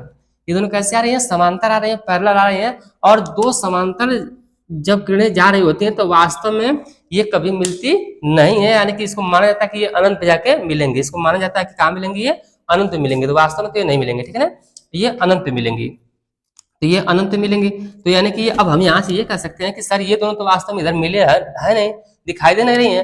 अब इस 2F2 के बाद ये अनंत होता है डायरेक्ट, तो ये अब कहाँ मिलेंगी, अनंत पे जाके मिलेंगे। कहाँ मिलेंगी, इधर लास्ट में चाहे जहां चले जाए अनंत पे मिलेंगी। तो आप यहाँ पे क्या लिखेंगे, आप यहाँ पे क्या लिखेंगे कि सर यहाँ पे अनंत पर बनेगा, यानी अनंत पर मिलेंगी। तो प्रतिबिंब कहाँ बनेगा आपका, अनंत पर बनेगा, प्रतिबिंब अनंत पर बनेगा। अभी भी ये वास्तविक उल्टा ही होगा और वस्तु से बहुत बड़ा होगा, वस्तु से बहुत बड़ा होगा, ठीक है ना, वस्तु से बहुत बड़ा होगा। अभी भी लेंस के पीछे ही जा रहा है, ठीक है। ओके, ये आप नोट कर लेंगे आप। अब मैं जा रहा हूँ छठवीं कंडीशन लिखने। छठवीं कंडीशन, छठवीं स्थिति है, इसमें से मैं इसको मिटाऊंगा, मैं इसको मिटाऊंगा, ये रहा। ओके, छठवीं कंडीशन इसकी जो प्रकाशिक केंद्र और जो फोकस है इसके बीच में रहेगी ऑब्जेक्ट इस बार। छठवीं कंडीशन कहती है कि जो प्रकाशिक केंद्र है और जो फोकस इसके बीच में रहेगी इस बार। और अभी भी एक किरण तो ऐसे जा रही जाने दीजिए, दूसरी आप यहाँ से प्रकाशिक केंद्र से भेज दीजिए इसको, प्रकाशिक केंद्र से ही भेजिएगा और जरा से भी लाइन ऊपर नीचे ना हो। अब देखिए यहाँ पे इतना दूर से कहानी समझिए क्या हो रहा है। अब तो ये कहानी कुछ और ही कह रहा है, ये चित्र तो कुछ और ही कहानी कह रहा है कि सर इसमें जो किरणें हैं अभी तो इससे पहले तो दोनों पैरेलल था, तो लग रहा था सर कहीं नहीं मिलेगा, ना ऊपर मिलता ना नीचे मिलता। लेकिन इस केस में सर जितना नीचे जा रहे हैं ना उतना फैल रहा है, इनके बीच की डिस्टेंस देखिए बढ़ रही है, जितना नीचे जा रहे हैं इनके बीच की दूरियां क्या हो जा रही हैं, बढ़ती हुई जा रही हैं सर, बढ़ती हुई जा रही हैं। तो पक्का कि सर ये सब तो नहीं मिलेंगे, अनंत भी नहीं मिलेंगे, कोई संभावना ही नहीं कि मिल जाए अनंत पे, ठीक है ना। तो यानी कि ये इस साइड जो है कि तब इसको अगर हम आगे की तरफ बढ़ाएं, अगर इसको हम आगे की तरफ बढ़ाएं और इसको भी हम आगे की तरफ बढ़ाएं, ये कहीं ना कहीं जाकर के क्या करेंगे, एक दूसरे को क्या करेंगे, कट करेंगे इधर, ठीक है ना, ऐसे कट करेंगे। तो यहाँ पे ऐसा क्या बनेगा, प्रतिबिंब बनेगा, और भी सीधा प्रतिबिंब बनेगा, सीधा प्रतिबिंब बनेगा। यानी उत्तर लेंस में एक बार सीधा प्रतिबिंब बनता है, ठीक है ना, छठवीं कंडीशन में। तो लेंस के पहले आप लिख देंगे कि लेंस के पहले, ठीक है ना। तो यहाँ पे कहाँ प्रतिबिंब बन रहा है, देखिए छठवीं कंडीशन क्या बनेगा, लेंस के पहले बन जाएगा इसका प्रतिबिंब, ठीक है ना। और प्रतिबिंब की प्रकृति कैसी होगी, तो इस बार वास्तविक नहीं होगा बच्चों, इस बार वास्तविक नहीं होगा, इस बार आभासी होगा और सीधा होगा, और वस्तु से बड़ा बनेगा, वस्तु से बहुत नहीं, बस वस्तु से क्या रहेगा, बड़ा रहेगा, और लेंस के पीछे नहीं, इस बार लेंस कहाँ है, आगे बनेगा। ठीक है ना, यही वो 6 कंडीशन है। 6वीं कंडीशन से आप नोट करिए। फिर हम पढ़ा रहे हैं आपको अवतल लेंस द्वारा प्रतिबिंब का बनना। तो आइए अब देखते हैं अवतल लेंस द्वारा प्रतिबिंब का बनना, अवतल लेंस के द्वारा प्रतिबिंब का बनना। ठीक है, हालांकि आप लोग देख सकते हैं कि मेरा कपड़ा चेंज हो गया होगा, इस पे तो आप लोगों का ध्यान जरूर ही गया होगा। ठीक है ना, और यहाँ की जो लिखी हुई चीजें होंगी इसमें हल्का थोड़ा सा बदला होगा हैंड राइटिंग में, क्योंकि मैंने दोबारा इसको मिटा के लिखा है। ठीक है, तो आइए देखिए अवतल लेंस द्वारा प्रतिबिंब का बनना। उत्तल लेंस द्वारा तो आपने पढ़ लिया, 6 स्थितियां थी, और 6 की 6 स्थितियां आपने अध्ययन कर लिया, 6 की 6 स्थितियों को आपने अध्ययन कर लिया, और इन 4 सवालों का जवाब भी आपने दे दिया। ठीक है, तो अब आइए देखते हैं कि अवतल लेंस द्वारा प्रतिबिंब का बनना क्या होता है। मैं आपको बता दूं कि अवतल लेंस द्वारा प्रतिबिंब बनने की कुल केवल 2 ही स्थितियां होती हैं, केवल 2 ही स्थितियां होती हैं, इसके अलावा और कोई स्थिति नहीं होती है। पहली कंडीशन होती है कि जब आपकी ऑब्जेक्ट इनफिनाइट पे हो, यानी कि आपकी वस्तु जो कहाँ हो, अनंत पर हो, और दूसरी कंडीशन ये आती है कि आपकी वस्तु अनंत और इस प्रकाशिक केंद्र O के बीच कहीं भी आप रख दीजिए, या इस लेंस और अनंत के बीच, इस लेंस और ये अनंत के बीच आप ऑब्जेक्ट को कहीं भी रख दीजिए, आपका प्रतिबिंब हमेशा कैसा बनेगा बच्चों, एक जैसा ही बनेगा, या कहिए कि इसके और इसके बीच में ही हमेशा बनेगा। आइए चेक करते हैं इस बात को। पहली कंडीशन से हमारी प्रथम स्थिति में हम क्या लिखेंगे यहाँ पे हेडिंग में कि प्रथम स्थिति, जैसे कि अभी हमने आपको उत्तल लेंस में 6 स्थितियां दिखाया। अब देखिए आप अवतल लेंस में प्रथम स्थिति केवल 2 स्थितियां होती हैं, तो फर्स्ट चांस में आप ऑब्जेक्ट को कहाँ रख दीजिए, इन्फिनाइट पे रख दीजिए। फर्स्ट चांस में आप ऑब्जेक्ट को कहाँ रख दीजिए, इन्फिनिट पे यानी कि अनंत पे रख दीजिए। ठीक है, ये ऑब्जेक्ट है आपकी, और वो रूल्स आपको याद होने चाहिए। ये रूल्स अवतल लेंस में ये रूल्स बहुत जरूरी है। ये रूल्स कि अगर कोई भी लाइट रे ऐसे पैरेलल आ रही है, ऐसे पैरेलल आ रही है, ये इस प्रकार से जाती है कि पीछे अपने यहाँ पे ये F2 पर से आती हुई या F2 से जाती हुई आपको नजर आएगी, ऐसा कंडीशन होता है। और दूसरा है कि जो दोनों लेंसों में एक ही रूल्स है कि अगर इस ऑप्टिकल सेंटर से कोई लाइट रह जाएगी तो बिना विचलित हुए सीधे निकल जाएगी। ठीक है, हालांकि तीसरा भी है कि जब इस साइड जा रही होगी तो वो पैरेलल जाएगी, पर उसकी हमें जरूरत पड़ेगी ही नहीं, इसलिए लिखा हुआ था वहाँ पे, पर अभी भी हमने किरण आरेख के नियम आपको पढ़ाया है। तो आइए देखते हैं कि पहले हमें यहाँ पे से एक लाइट पैरेलल भेज देते हैं, और इतना आपको पता है कि इन्फिनाइट से आने वाली कोई भी लाइट होगी वो हमेशा कैसी आती है, पैरेलल होती है, जितनी भी लाइटें आती हैं। तो वहां से एक लाइट भेज दीजिए, एक लाइट यहाँ से भेज दीजिए। इन्फिनाइट से आने वाली जो लाइट्स होती है वो हमेशा कैसी होती है, पैरेलल्स होती है, पैरेलल्स होती है। ठीक है ना, तो अब देखिए कि ये यहाँ से जब ऐसे जाएगी ना, तो ये ऐसा लगेगा आपको कि ये यहाँ से होके जा रही है ऐसे, ये लाइट जो है कि इस फोकस पॉइंट से होके जा रही है, ऐसा आपको फील होगा। ये लाइट जो है इस फोकस पॉइंट से होके जा रही है, ऐसा आपको फील होगा। ठीक है, हमको बनाने में थोड़ा सा इधर उधर हो जाएगा, दिक्कत नहीं है, आप लेंस अच्छा से बड़ा बनाएंगे आपसे बन जाएगा। तो अब देखिए कि एक्चुअली ये जा रही है यहाँ से ऐसे, ये जा रही है आपकी यहाँ से ऐसे। इस लेंस को हम अपसारी लेंस भी कहते हैं, ये तो आपको याद रखना चाहिए। इस लेंस को आप कौन सा लेंस कहते हैं, अपसारी लेंस भी कहते हैं। ठीक है ना, अपसारी लेंस यहाँ आपको बताया गया था, लेंस की जब प्रकृति बताई गई तो आपको बताया गया कि ये एक प्रकार का अपसारी लेंस है। क्यों अपसारी लेंस है, क्योंकि यह पसारी मतलब फैलाना, प्रकाश किरणों क्या करता है, फैलाता है। ठीक है, प्रकाश किरणों क्या कर रहा है, फैला रहा है। देखिए ऐसे लाइट रे आ रही है, और जो रियल लाइट रे है अपवर्तन के पश्चात वैसे फैल जा रही है। ठीक है ना, जब फैल जाएगी तो हम वास्तव में इससे कभी मिला ही नहीं पाएंगे, क्योंकि ये इधर जाएगा और ये इधर जाएगा, जितना दूरी बढ़ेगी उतना ये भाग रहा है, इतना ही फैल रहा है, तो कहाँ से मिलेगा, मिलने की संभावना ही नहीं है। तो इसको हम बैक साइड, पीछे के साइड थोड़ा सा बढ़ाते हैं, तो देखते हैं कि ये किसी एक पॉइंट पे आकर मिल रही है, जिसको हम द्वितीय फोकस बोलते हैं लेंस का। इस फोकस पॉइंट पे आके ये मिल रही है, तो यानी कि हम ये कहेंगे कि ये पीछे तो बढ़ाने पे मिल रही है ना, आगे बढ़ाने पे नहीं मिल रही, कोई बात नहीं है, पीछे बढ़ाने पे मिल जा रही है, तो प्रतिबिंब तो बनेगा ही। ऐसा नहीं कि प्रतिबिंब नहीं बनेगा, प्रतिबिंब बनेगा, पर इस F2 बनेगा वो भी बिल्कुल पॉइंट के आकार का बनेगा। तो हमारा आंसर रहेगा कि फोकस पे बनेगा, या कहिए कि आपकी F2 पे बनेगा, यानी कि द्वितीय फोकस पर बनेगा।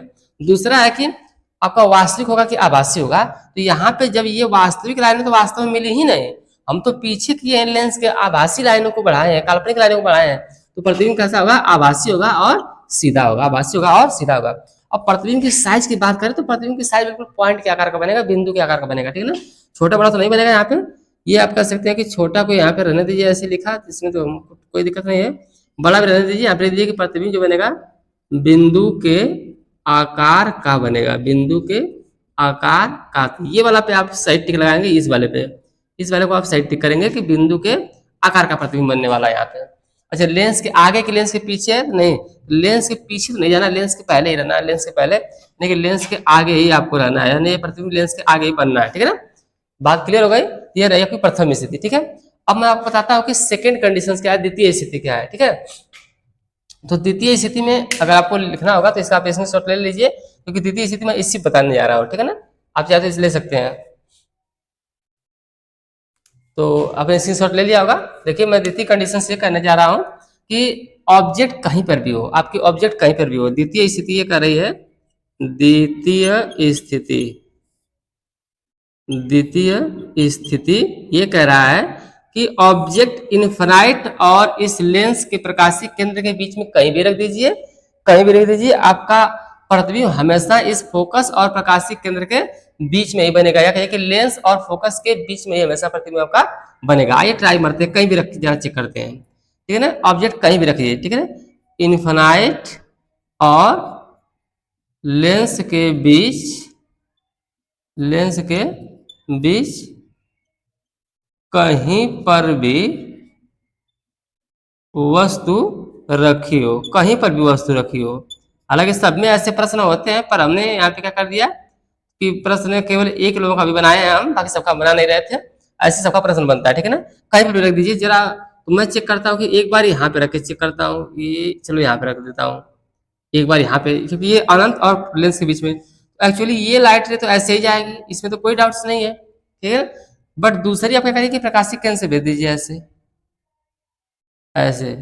तो प्रकाशिक केंद्र से भेजेंगे तो बिना विचलित क्या करेंगे, सीधे निकल जाएंगे। तो देखिए, अब ये एक लाइट है जैसे निकल गई, और ये वाली एक लाइट है जो पीछे बढ़ाने पे यहाँ पे मिल रही है, तो यहाँ पे आपको प्रतिबिंब बनेगा और बिल्कुल सीधा बनेगा, और वस्तु के साइज से कैसा बनेगा आपका, इस बार छोटा बनेगा। देख सकते हैं कि प्रतिबिंब कहाँ बना है, फोकस और प्रकाशिक केंद्र के बीच में, कहीं कि फोकस और लेंस के बीच में, दोनों बोल सकते हैं।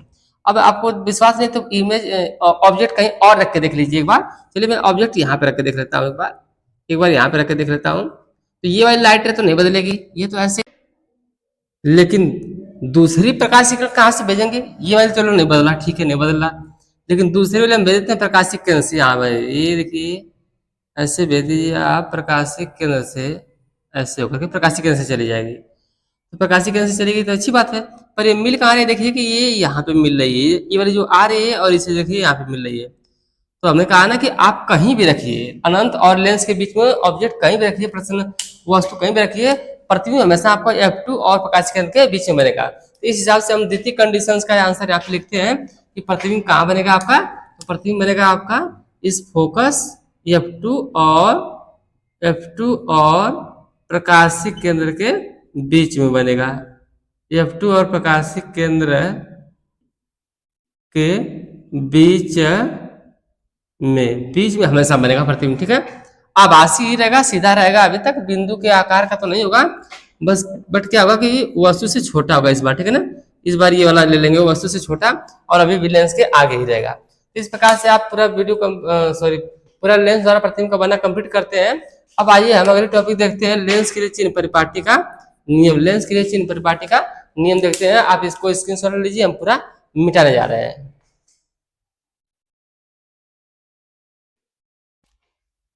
तो आइए देखते हैं अब चिन्ह परिपाटी क्या होता है, जो गोलीय लेंसों के लिए चिन्ह परिपाटी क्या होती है। तो गोलीय लेंस में एक उत्तल लेंस होता है और दूसरा अवतल लेंस होता है। तो पहले हम उत्तल लेंस के लिए बात समझ लेते हैं। तो अभी भी आपने देखा प्रतिबिंब बनने के लिए नियम, तो उत्तल लेंस में 6 प्रतिबिंब बनने की स्थितियां थी, प्रतिबिंब बनने की कुल 6 स्थितियां थी, जिसमें 5 बार प्रतिबिंब इस साइड था और 6वीं बार प्रतिबिंब इस साइड आ गया था, ठीक है ना। यानी एक बार प्रतिबिंब आभासी बन चुका था और बाकी 5 बार प्रतिबिंब वास्तविक था। तो इसमें प्रतिबिंब की 2 लंबाइयां हो सकती हैं, एक आभासी प्रतिबिंब, एक वास्तविक प्रतिबिंब की लंबाइयां, ठीक है। तो पहले तो मान लीजिए कि ये हमारी वस्तु होती है, हम लोग इसको वस्तु बोलते हैं जो सामने रखते हैं। ये वस्तु इस लेंस से कितनी दूरी पर है, इसको हम बोलते हैं कि एक दूरी नापेंगे, तो यहाँ से यहाँ तक जो अक्षर आता है उसको हम यू शब्द से लेते हैं, कि चलो इसको हम यू बोलते हैं। किताब ने भौतिक विज्ञान के शास्त्रियों ने बोल दिया, भौतिक शास्त्रियों ने, कि चलो इसको यू लेना है, ठीक है। और जो प्रतिबिंब बनेगा, चाहे प्रतिबिंब इस साइड बने चाहे यहाँ पे बने, बाद में मान लो कि प्रतिबिंब यहाँ पे बनता है अगर, तो ये प्रतिबिंब की प्रतिबिंब की दूरी भी लेंस से कितनी है, तो इसको आप भी बोलते हैं। लेंस कोई भी हो, अवतल हो या उत्तल हो, प्रतिबिंब की दूरी को भी बोलेंगे। अब ये वस्तु जो होती है, इस वस्तु की भी अपनी क्या होती है, एक लंबाई होती है, तो वस्तु की लंबाई को आप क्या बोल देंगे, ओ बोल देंगे। यहाँ पे हमने ओ लिख दिया। अच्छा, इसको एच बोलते हैं आप, क्योंकि ये हाइट होती है ना, वस्तु की हाइट होती है। और दूसरी बात कि ये प्रतिबिंब जो बना है, इस प्रतिबिंब की भी तो हाइट है, क्योंकि ये प्रतिबिंब भी यहाँ से लेके यहाँ तक है, तो इस प्रतिबिंब की भी हाइट होगी। तो इसको ओ बोलते हैं। ओ से होता है ऑब्जेक्ट, यानी कि वस्तु होती है, ठीक है ना। इस वस्तु के लिए हम ऑब्जेक्ट शब्द का प्रयोग करते हैं, ऑब्जेक्ट शब्द का, इसलिए इसको ओ से लिखते हैं। या फिर ऊंचाई शब्द का प्रयोग करेंगे तो आप एच लिख देंगे। और प्रतिबिंब के लिए हम, प्रतिबिंब की अंग्रेजी इमेज होती है, इसीलिए इसको आई से लिखेंगे, चाहे एच डैश से लिखेंगे, ठीक है ना। एनसीईआरटी एच और एच डैश से प्रयोग करती है। और यही आभासी प्रतिबिंब के लिए भी होता है। आभासी प्रतिबिंब तो हमारा इसी साइड बन जाता था, ठीक है ना, इसमें हमने पढ़ाया आपको 6वीं कंडीशंस में। तो ये भी तो लंबाई है एक, तो इसकी लंबाई के लिए आप बोल देंगे ये चीज। और फोकस दूरी आपको बताया गया था, स्मॉल एफ होता है यहाँ से और यहाँ के बीच की दूरी, चाहे दोनों साइड होता है फोकस दूरी, और वो त्रिज्या आर होती है, ठीक है। तो रियल फोकस दूरी लेना है, जिधर पर रियल प्रतिबिंब बनता है उधर वाली फोकस दूरी आपको लेना रहता है, ठीक है ना। रियल फोकस दूरी हमेशा ली जाती है, मतलब वास्तविक फोकस दूरी किधर होती है वही सोचना होता है आपको। तो आइए देखते हैं चिन्ह परिपाटी का नियम। तो चिन्ह परिपाटी समझने के लिए आपको निर्देशांक ज्यामिति थोड़ा सा आनी चाहिए। जैसे मैं यहाँ पे एक जगह लेके थोड़ा सा बना ले रहा हूँ निर्देशांक ज्यामिति। ये आप कार्तीय तल बनाते थे, प्रथम चतुर्थांश, द्वितीय चतुर्थांश, तृतीय चतुर्थ चतुर्थांश। इसमें ये जो x और ये x डैश होता था, ये y और ये y डैश होता था। अगर इस x अक्ष पे सभी वैल्यू धनात्मक होती थी और इस y अक्ष पे भी सभी वैल्यू धनात्मक ही होती थी, और इस x डैश पे सभी वैल्यू ऋणात्मक हुआ करती थी, और y डैश पे भी सभी वैल्यू ऋणात्मक हुआ करती है। आप पढ़े हैं इस पॉइंट को मूल बिंदु कहते हैं, मूल बिंदु जिसका निर्देशांक 0,0 होता है। अब कोई भी दूरी नापनी होती है तो वो मूल बिंदु से शुरू करना होता है हमें। तो मूल बिंदु से अगर हम इस दाहिने साइड जाते हैं एक्स डायरेक्शन में तो सारे कुछ पॉजिटिव रहेगी। अगर मूल बिंदु से बाएं साइड आते हैं तो सब कुछ निगेटिव होगा। अगर हम इस अक्ष से ऊपर जाते हैं तो भी पॉजिटिव और नीचे आते हैं तो निगेटिव। यही रूल्स यहाँ लगाना है। अब मान लीजिए कि ये जो लेंस है ये आपका, ये ऐसे अगर काल्पनिक रेखा खींचिए कि यह आपका y अक्ष है, ठीक है ना, और ये क्या आपका x अक्ष है, यानी बिल्कुल यही कहानी है। तो आप पढ़े हैं कि बार बार प्रतिबिंब इसमें इसी साइड बन रहा था, ठीक है। तो लेंस से वस्तु की दूरी देना देखना है कि दोनों लेंसों में वस्तु किधर है। वस्तु हमेशा लेंस के आगे होती है इस लाइन पे, यानी ये लेंस से इधर होती है, यानी कि यहाँ से हम इधर मानेंगे वस्तु, यानी वस्तु हमारा इस लाइन पे रहता है। तो इधर आने के लिए आपको देखिए निगेटिव लाइन्स मिल रही हैं, तो वस्तु की दूरी हमेशा कैसी रहेगी बच्चों, ऋणात्मक रहेगी, ठीक है ना। अब आइए जरा देखते हैं कि लेंस से प्रतिबिंब की दूरी कैसी है, ठीक है ना। लेंस से प्रतिबिंब की दूरी कैसी है, तो प्रतिबिंब डिपेंड करता है कि वास्तविक है कि आभासी है। आभासी प्रतिबिंब भी दो प्रतिबिंब हो सकते हैं, प्रतिबिंब की दूरी दो हो सकती है, वास्तविक की आभासी, ठीक है ना। तो अगर आप देख लीजिएगा एक प्रतिबिंब यहाँ पे आपका वास्तविक होगा, एक प्रतिबिंब आपका वास्तविक होगा और दूसरा प्रतिबिंब आपका आभासी होगा। 5 बार इसमें वास्तविक प्रतिबिंब बनता है और 1 बार इसमें आभासी प्रतिबिंब बनता है। मैं आपको बता दूं कि जब आभासी प्रतिबिंब इस साइड बन रहा है तो देखिए जरा, आभासी प्रतिबिंब बन रहा है तो हम इस मूल बिंदु से हम बाएं साइड आएंगे इसको नापने के लिए। तो मूल बिंदु से बाएं साइड जाने पर ऋणात्मक प्रयोग करना है। तो आभासी प्रतिबिंब के लिए तो आप ऋणात्मक प्रयोग करेंगे, प्रतिबिंब की दूरी भी का मान, प्रतिबिंब की दूरी भी का मान ऋणात्मक प्रयोग करेंगे। बट वास्तविक प्रतिबिंब के लिए देखिए इस मूल बिंदु से दाहिने साइड जाना है, तो यहाँ से दाहिने साइड जाएंगे सब कुछ प्लस है, तो यानी कि इसके लिए आप क्या लेंगे, पॉजिटिव लेंगे, प्लस लेंगे, ठीक है ना। यही रूल्स आपको याद रखना है बिल्कुल, कि दाएं साइड जा रहे हैं तो प्लस लेंगे, बाएं साइड ले रहे हैं तो माइनस लेंगे। वस्तु की लंबाई देखिए कि लेंस चाहे कोई भी हो, चाहे ये वाला लेंस हो चाहे वाला लेंस हो, हमेशा वस्तु का मुंह ऊपर रहता है, वस्तु का मुंह ऊपर रहता है। तो ऊपर जाने वाली कोई भी चीज देखिए कैसी होती है, धनात्मक होती है। इसलिए ऑब्जेक्ट का मान हमेशा, ऑब्जेक्ट की लंबाई जो होती है, वस्तु की लंबाई हमेशा पॉजिटिव होती है। अब देखिए यहाँ पे वास्तविक प्रतिबिंब की लंबाई और आभासी प्रतिबिंब की लंबाई, यानी कि जो प्रतिबिंब होते हैं इनकी भी तो लंबाइयाँ होती हैं। जैसे अगर इसमें ये वास्तविक प्रतिबिंब है तो इसका मुंह नीचे है, तो नीचे जाना चाहता है ये प्रतिबिंब। अगर इसकी लंबाई नापना तो हमको इस मुख से शुरू करके नीचे की तरफ जाना पड़ेगा, और नीचे की तरफ जाने के लिए देखिए निगेटिव लेना है, तो इसलिए आप इसको लेंगे कैसे, निगेटिव, क्योंकि वास्तविक प्रतिबिंब है। बट आभासी प्रतिबिंब में जरा देखिए कि इसका मुंह ऊपर हो रहा है। आभासी प्रतिबिंब में कहाँ रहता है, मुंह ऊपर, और ऊपर नापने के लिए क्या लेना है आपको, पॉजिटिव लेना है। तो इसीलिए इसको आप कैसा लेंगे, पॉजिटिव लेंगे आभासी प्रतिबिंब के लिए। और फोकस दूरी आपको रियल वाली लेनी होती है, फोकस दूरी आपको वास्तविक वाली लेनी होती है। जिधर वास्तविक प्रतिबिंब बन रहा होता है उधर ही उसकी फोकस दूरी होती है, ठीक है ना, या फिर जिधर सारे के सारे उसके प्रतिबिंब बन रहे होते हैं उधर ही उसकी फोकस दूरी होती है। तो इसमें वास्तविक प्रतिबिंब इस साइड बनता है, यानी कि दाहिने साइड बन रहा है, तो हमें दाहिने साइड जाने के लिए सब कुछ प्लस लेना पड़ता है। इसलिए इस उत्तल लेंस की फोकस दूरी कैसी लेंगे, पॉजिटिव लेंगे। अच्छा, फोकस दूरी पॉजिटिव है, जो कहता त्रिज्या आर है ये भी कैसी रहेगी, पॉजिटिव रहेगी, क्योंकि इसकी भी त्रिज्या पॉजिटिव वाली उधर ही रहेगी, ठीक है। अब आइए देखते हैं जरा अवतल लेंस के बारे में देखते हैं। अवतल लेंस के बारे में देखते हैं, तो अवतल लेंस के लिए बिल्कुल यही रूल्स काम करेगा, सब कुछ इसमें यही चीज है कि वस्तु की दूरी जो यू होती है, वस्तु की जो दूरी होती है उसको हम यू बोलते हैं। हमने यहाँ पे आपको बताया कि लेंस से कोई वस्तु कितना दूर है उसको यू बोलेंगे, प्रतिबिंब कितना दूर है उसको हम भी बोलते हैं, ठीक है ना। चाहे वो प्रतिबिंब इस साइड हो चाहे वो प्रतिबिंब इस साइड हो, दोनों साइड रहेगा, दोनों साइड हम भी के नाम से ही जानेंगे, बट इधर पॉजिटिव होता है तो इधर निगेटिव होता है। तो वस्तु की दूरी, तो लेंस से किस साइड है, ये लेंस है, लेंस से बाएं जाने पर वस्तु आपको मिलेगी, देखिए बाएं जाने पर निगेटिव चीज मिला है, यानी कि ये निगेटिव होने वाला है। प्रतिबिंब की दूरी, तो अभी अभी जस्ट आप लोग पढ़े हैं कि अवतल लेंस में प्रतिबिंब हमेशा ही या तो इस फोकस पे बनेगा या तो फोकस और इसके बीच में कहीं पे बनेगा। तो देखिए बार बार प्रतिबिंब आपको बाएं साइड बन रहा है, तो बाएं साइड जाने के लिए निगेटिव लेना है। तो यहाँ पे आपको प्रतिबिंब की दूरी कैसी मिलने वाली है बच्चों, निगेटिव मिलने वाली है। वस्तु की लंबाई, वस्तु को लंबाई नापने के लिए आपको ऊपर जाना पड़ेगा, ऊपर जाना पड़ेगा। वस्तु की लंबाई नापने के लिए ऊपर, ऊपर के लिए पॉजिटिव चिन्ह लेना है, तो आप यहाँ पे क्या ले लेंगे, पॉजिटिव ले लेंगे। और देखिए वास्तविक प्रतिबिंब की लंबाई, ओहो इसमें तो वास्तविक प्रतिबिंब लागू ही नहीं होता, क्योंकि अवतल लेंस में बनता ही नहीं, तो यहाँ पे आप लिख सकते हैं कि इसमें लागू नहीं होता है, लागू नहीं होगा, यानी कि यह रूल्स यहाँ पे लागू नहीं होगा, ठीक है ना। इसके लिए लागू ही नहीं है, किसके लिए, वास्तविक प्रतिबिंब के लिए। हाँ, आभासी प्रतिबिंब से बनता है, तो आभासी प्रतिबिंब का मुंह हमेशा ऊपर होता है, तो ऊपर जाना है, नापने के लिए ऊपर जाना है। ऊपर जाने के लिए देखिए लाइन पॉजिटिव लेना है, तो आपको यहाँ पे पॉजिटिव लेना है। इसकी वक्रता त्रिज्या जाहिर सी बात है बाएं साइड ही रहेगी, क्योंकि प्रतिबिंब इधर बन रहा है, उधर फोकस दूरी और उधर ही वक्रता त्रिज्या रहने वाली है। तो प्रतिबिंब सब बाएं साइड बना हुआ है, तो बाएं जाने के लिए निगेटिव है, तो इसका ये भी निगेटिव और इसका ये भी निगेटिव, ठीक है ना, इसका दोनों ऋणात्मक होगा। ये रहा आपका चिन्ह परिपाटी, तो आपने चिन्ह परिपाटी भी देख लिया। अब पहले आप इसका स्क्रीनशॉट ले लीजिए, तो स्क्रीनशॉट आपने ले लिया होगा, ठीक है। आइए अब देखते हैं रेखीय आवर्धन, ये 8वां पॉइंट देखते हैं, फिर 9, 10, 11 आपको मिलेगा, ठीक है ना। तो 8वां पॉइंट रेखीय आवर्धन क्या है, क्योंकि इस वीडियो में आपको पूरा कंप्लीट लेंस का पूरा टॉपिक ही कंप्लीट कराना था थ्योरी के रूप में, ठीक है ना। और न्यूमेरिकल्स के लिए एक अलग से वीडियो बन जाएगा, बस 2 वीडियो में ये चैप्टर कंप्लीट। इसी तरीके से आपको 1 शॉट मिल जाएंगे हर चैप्टर के। अभी आपका एग्जाम है 1 महीने, ठीक है, कोई दिक्कत नहीं है। तो आइए देखते हैं रेखीय आवर्धन क्या है, रेखीय आवर्धन क्या है, रेखीय आवर्धन क्या है।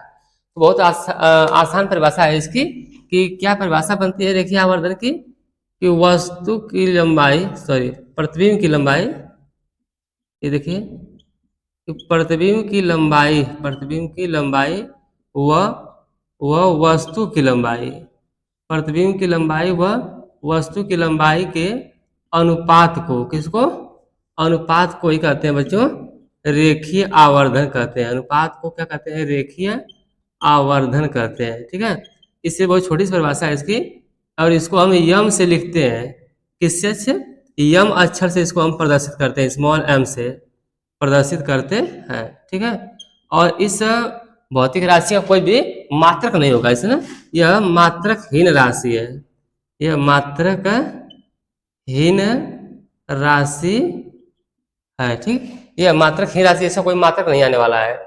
और इसका फॉर्मूला क्या था, सूत्र क्या होता है, m बराबर I बटा O का ये, यानी कि I से इमेज, O से वस्तु। और कुछ किताबों में इसको ऐसे भी लिख देगा आपको कि m बराबर h dash by h, NCERT में तो ऐसे ही लिखेगा आपको, ठीक है ना। यानी कि प्रतिबिंब की लंबाई को हम h डैश से भी दिखाते हैं, ठीक है ना, ये ऐसे। और इसका दूसरा फार्मूला भी होता है, जो कि होता है कि v बटा u, ठीक है ना। ये प्रतिबिंब की लंबाई, ये प्रतिबिंब की दूरी, वस्तु की लंबाई, ये वस्तु की दूरी। ये आवर्धन जो होता है m इसके बराबर भी होता है, आवर्धन m इसके बराबर भी होता है। इसलिए हम ये कह सकते हैं कि जो आवर्धन m है वह इन दोनों के भी इक्वल हो जाएगा, इसलिए आवर्धन इन दोनों के इक्वल हो जाएगा, यानी कि ये एग्जैक्ट फार्मूला बन के आता है आपका। कभी कभी हमको इन दोनों को इस्तेमाल करना पड़ जाता है, इसलिए न्यूमेरिकल्स लगाते समय, तो इसलिए इसको विशेष रूप से ध्यान रखना है आपको। तो रेखीय आवर्धन बस इतना ही था कि प्रतिबिंब की लंबाई और वस्तु की लंबाई के अनुपात क्या कहेंगे आप, रेखीय आवर्धन कहेंगे। जैसे कि ये आपका लेंस था, ये आपका लेंस था, तो यहाँ पे अगर बाय द वे ये वस्तु है, तो ये वस्तु कितनी बढ़िया है, और इसका प्रतिबिंब कैसा बना है, तो प्रतिबिंब की लंबाई में वस्तु की लंबाई से भाग देंगे आप, तो क्या निकल के आ जाएगा, आवर्धन निकल के आ जाता है, ठीक है। हाँ, ये पूछता कि आवर्धन कब पॉजिटिव होता है, आवर्धन कब निगेटिव होता है, तो मैं आपको बता दे रहा हूँ। देखिए ध्यान से, नोट पॉइंट आपको याद रखना है। आपको पता है कि आवर्धन की वैल्यू बटा में होती है, ठीक है ना, बटा में। तो आप इतना जानते रहे कि अगर ये अंश जो होता है, अंश, और एक नीचे होता है हर, अगर अंश भी पॉजिटिव है और हर भी पॉजिटिव है, तो पक्का है कि जो इसका आंसर आएगा, रिजल्ट आएगा, वो भी कैसा आएगा, आपका पॉजिटिव ही आएगा।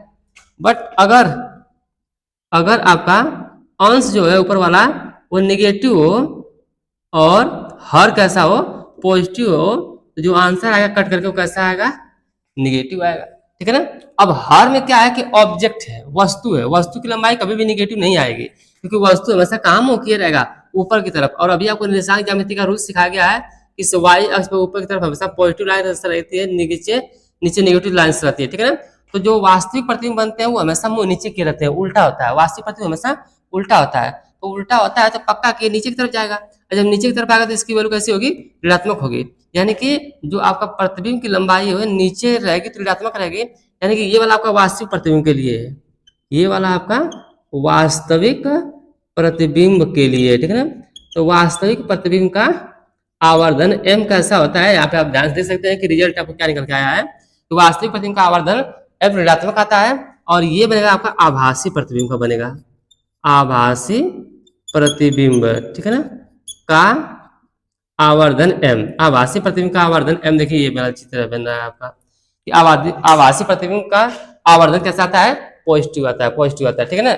ये बात आपको याद रखना है, आभासी प्रतिबिंब का आवर्धन पॉजिटिव, निगेटिव प्रतिबिंब सॉरी वास्तविक प्रतिबिंब का जो आवर्धन कैसा आएगा, आपका निगेटिव। रूल्स मैंने सिखा दिया कि इसकी वजह से होता है कि आई अगर आपका पॉजिटिव है वो हमेशा पॉजिटिव रहेगा, आई मतलब प्रतिबिंब की लंबाई अगर पॉजिटिव मतलब कि धनात्मक है, धनात्मक कब रहेगी, जब वस्तु का मुंह ऊपर रहेगा, ऊपर मतलब कि प्रतिबिंब सीधा है, सीधा मतलब वो आभासी प्रतिबिंब है, ठीक है ना। सीधा तक तभी बन सकता है जब वह लेंस के इस साइड बनेगा, नहीं तो अगर लेंस के इस साइड बन रहा है तो पक्का समूह नीचे रहेगा और वह वास्तविक प्रतिबिंब होगा, ठीक। अच्छा, एक और खास प्रश्न यहाँ से उठ सकता है कि अगर अगर आवर्धन की वैल्यू 1 से बड़ी है तो इसका क्या मतलब है, और आवर्धन की वैल्यू अगर 1 से छोटी है तो इसका क्या मतलब है, और आवर्धन की वैल्यू अगर 1 के इक्वल है तो इसका क्या मतलब है, इन सभी का अर्थ क्या है, मतलब क्या है। तो ध्यान से देखिएगा, हमने बताया कि आपको आवर्धन क्या होता है, अंश बटा हर होता है, आवर्धन क्या होता है, अंश बटा हर। तो अगर आवर्धन 1 का मान कब बढ़ा सकता है, ध्यान से देखिए, यहाँ पे लिखा है कि ये देखिए, इसको बोलते हैं आई मतलब कि प्रतिबिंब, और ओ मतलब वस्तु बोलते हैं, ठीक है ना।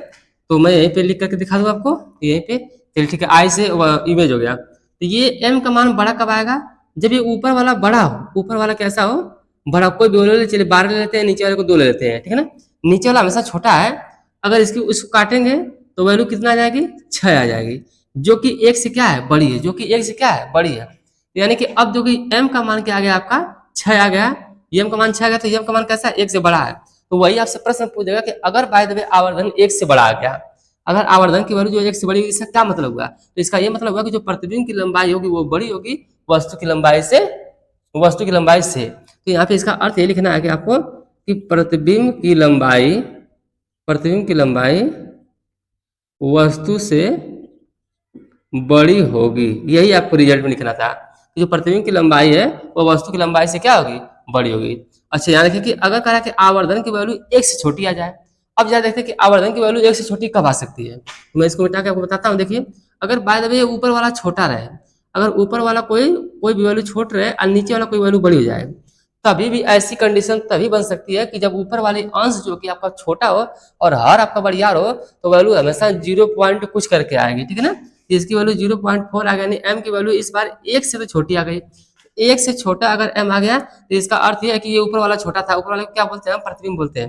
यानी यहाँ पे आप बोल सकते हैं कि जो प्रतिबिंब की लंबाई है वह वस्तु से कैसी होगी, छोटी होगी, वस्तु से छोटी होगी, ठीक है ना, वस्तु से छोटी होगी। अब यहाँ देखिए कि अगर m की वैल्यू 1 के बराबर आ जाए, मैं इसको मिटा के समझाता हूँ आपको। m की वैल्यू 1 कब आ सकती है कि जब अंश बटा हर, अगर अंश भी वही वाली वैल्यू हो जो हर वाली हो, चाहे वो कुछ भी ले लो, अंश और हर अगर दोनों बराबर होंगे तो इसको काटने से उत्तर क्या आएगा, आपका 1 आएगा, इसको काटने से उत्तर क्या आएगा, 1 आएगा। तो इसलिए यहाँ पे इस कंडीशन में आप कह सकते हैं कि जो प्रतिबिंब की लंबाई है, प्रतिबिंब की लंबाई वस्तु की लंबाई के बराबर हो सकती है, ठीक है ना।